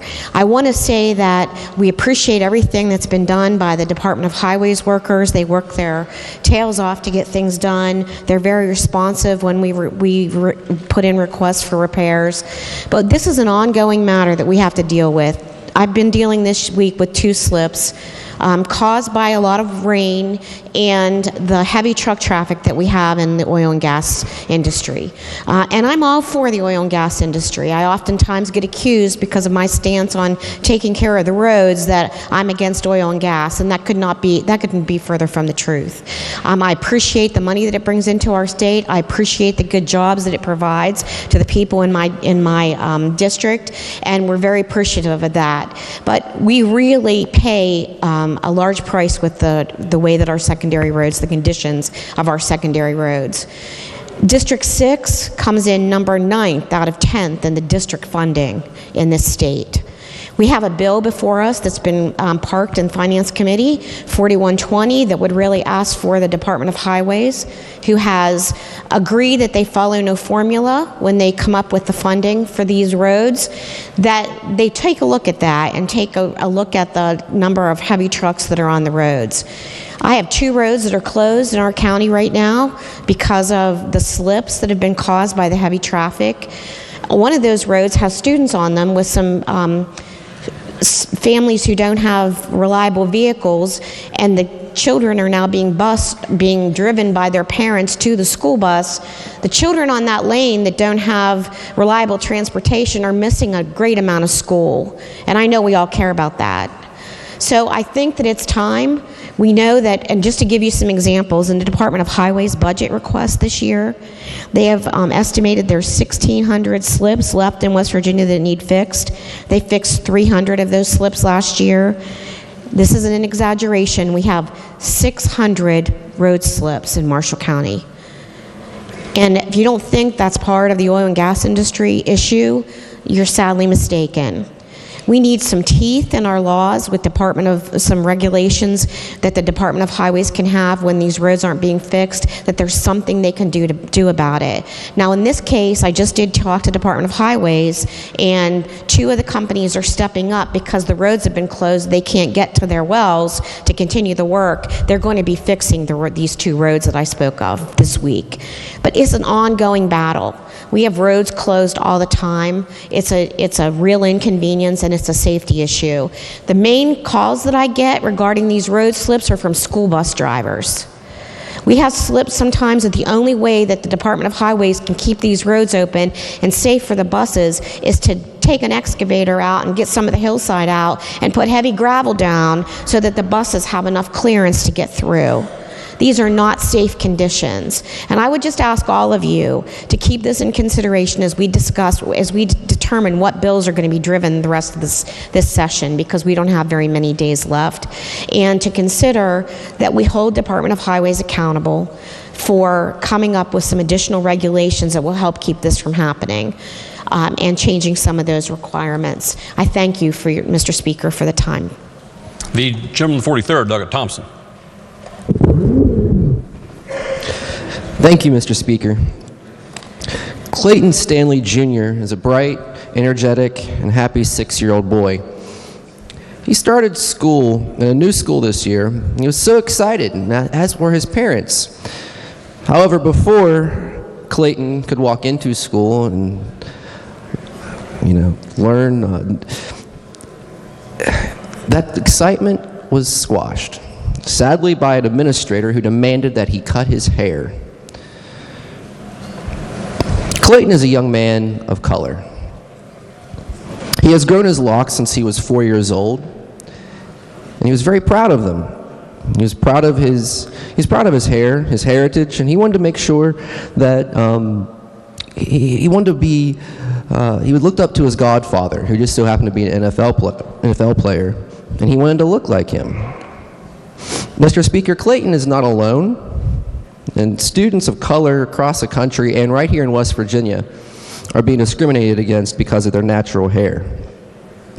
In fact, right here in West Virginia, we have students like Matthew Moore, who were told that if they wanted to play basketball, they had to cut their hair.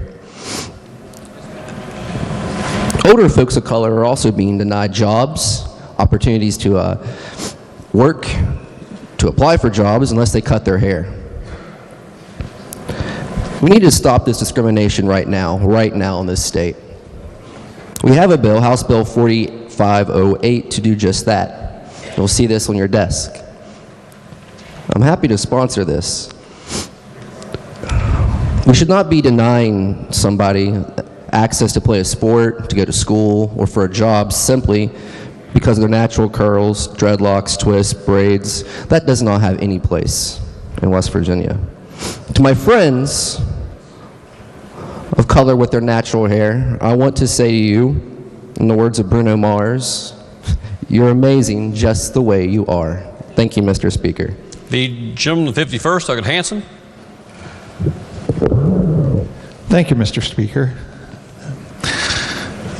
Forever is a long time, and there are a class of chemicals called forever chemicals that don't degrade in the environment and that unfortunately are probably in every one of our bloodstreams. And these chemicals are toxic. We had an opportunity to address these chemicals with the Clean Drinking Water Act of 2020, but I'm afraid that the time may be short this session. Now, we have addressed many infrastructure issues that are important, including high-speed internet and roads. But I would submit to you that clean drinking water is also a very important infrastructure issue for the people of West Virginia. These forever chemicals have fancy names and acronyms. They're called PFAS, and they have other names. And they gained some notoriety due to the Dark Waters movie that came out recently. People in and around Wood County know all too well about the impacts of some of these chemicals.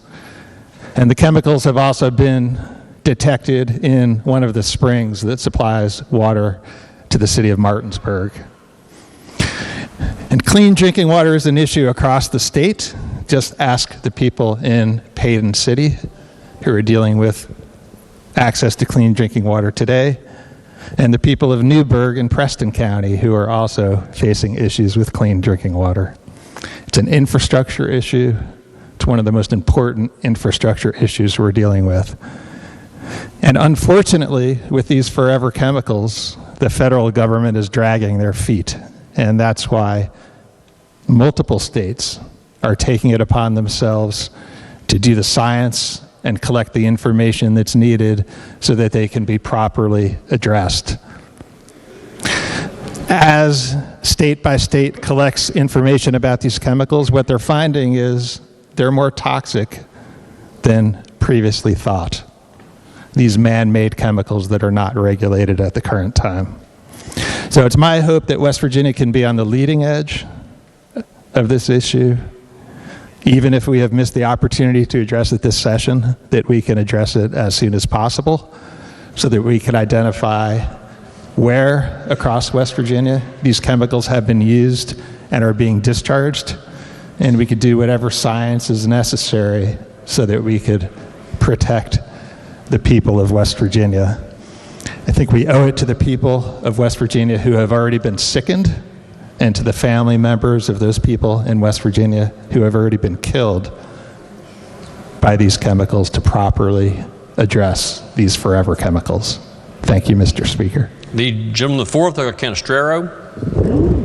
Thank you, Mr. Speaker. I would just ask unanimous consent that the remarks by the gentlelady from the 4th and the gentleman from the 36th, 43rd, and 51st be printed in the appendix of the journal. Are there objections? Chair hears no objection. The gentleman the 16th, Doug Hornbuckle. Thank you, Mr. Speaker. Today, I want to briefly revisit some comments that were made last week. I was talking about a certain issue in here, and I ventured to talk about the importance of communication, talking with one another, being inviting, making sure that we all have to at some times be uncomfortable to get comfortable. That's very, very important. Well, yesterday I had the privilege and the honor to be amongst the stars. The privilege and the honor to be amongst the stars. So we had a wonderful event down in Huntington, West Virginia. A wonderful event that featured 3 top flight CEOs in the world. One of them, which is currently ranked the number 6 top president CEO. That included Brad Smith from Huntington, West Virginia, all right, went into it. That also had Shantu Narayan from Adobe, Daniel Schulman, all right, from PayPal, and the Nike CEO was unable to make it. But it was a packed house. It was wonderful. It was so important that it had my good buddy's mother there, Senator Capito. Absolutely. Our families go way back with basketball, you know that. We had Senator Manchin there. We had the Dr. Gee in the house from West Virginia University. We had 2 special folks from up here. We had the President of the Senate, and we had our guy, the Speaker, Mr. Roger Hanshaw. So it was a star-studded event. And it was about business and how do we move our state forward. Very, very interesting. And I had some key takeaways from that these billionaires, for the most part, echoed some of the things that I talked about last week. One of Brad's favorite books is Team of Rivals, and it talks about Abraham Lincoln, probably the best Republican ever. How he invited folks into his cabinet that were his rivals for the sole purpose of getting the better product for everybody. Because when you have people from opposing viewpoints, you can put a better product out there. I felt that very, very key from this distinct billionaire. One of the things that they stressed, it was a group of college students in there, and looking for employment and being an entrepreneur and doing these great things, the number one thing that they all talked about was critical thinking. Critical thinking skills. Brad also talked about the three things that he looks for when he's traveling the world and trying to bring more business back here. And he's trying to groom the young leaders of tomorrow. Three things. They are perseverance, humility, intellectual curiosity. Very, very important. Dan Schulman from PayPal. He talked about, before you work for him at PayPal, anybody, because his whole thing was, making financial transactions easier. No matter who you are, whether you're the janitor, senior level management, you have to live one day as a homeless person to be able to actually see what it's like, to be able to feel that. And I rise to you all today, not trying to discharge a fairness bill. I'm not trying to discharge another bill that has to do with discrimination. But we need to think about these things, because I think all the stars I were talking about, they were there for a reason. To figure out, how do we put West Virginia back on the map as the best state in the nation? And the common things amongst all these billionaires and world leaders was critical thinking. It was also, as Dan says, he helps his company by having the best health care out there, making sure they have stock in the company, making sure they have ownership. And then he ended it talking about being very diverse of all viewpoints. Black, white, Republican, Democrat, it doesn't matter. Everybody can get together. You hash out your differences and you get the best product. And I'll also leave you all with this. Brad said one of the best things that he got from his father is you have 2 ears and 1 mouth for a reason. Thank you, Mr. Speaker. The gentleman to 67th, Dr. Doyle. Thank you, Mr. Speaker. I ask unanimous consent that the remarks of my good buddy, my sidekick here from Cabell, and also the remarks of the delegate from Monongalia, Mr. Hanson, be included in the appendix of the journal. Are there objections? No objections are heard. Introduction of guests. Miscellaneous business. Lady in 32nd. Thank you, Mr. Speaker. I move, subject to announcements, that the House adjourn until 11 a.m. on Thursday. The lady in 32nd moves that, subject to announcements, the House stand adjourned. Friday. The House stand adjourned until 11 a.m. tomorrow. Yes. Are there announcements? The gentleman the 10th, Chris. Thank you, Mr. Speaker. Your Committee on Finance will meet today at 3 p.m. in the House Finance Committee room. We will also begin our meeting tomorrow morning at 9 a.m. The agenda will be posted. Thank you, Mr. The gentleman the 35th, Capito. Thank you, Mr. Speaker. The Committee on the Judiciary will meet this afternoon at 2:45 in the committee room.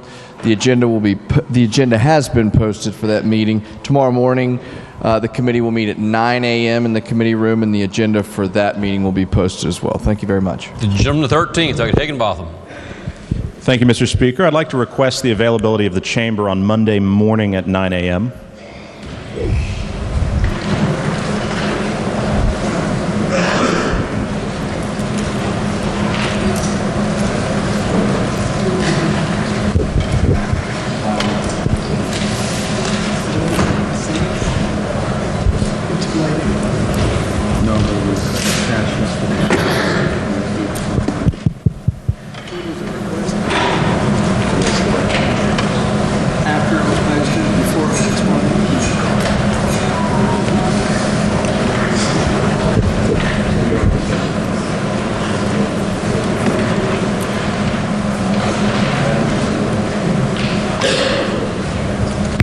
Yeah, 9 a.m.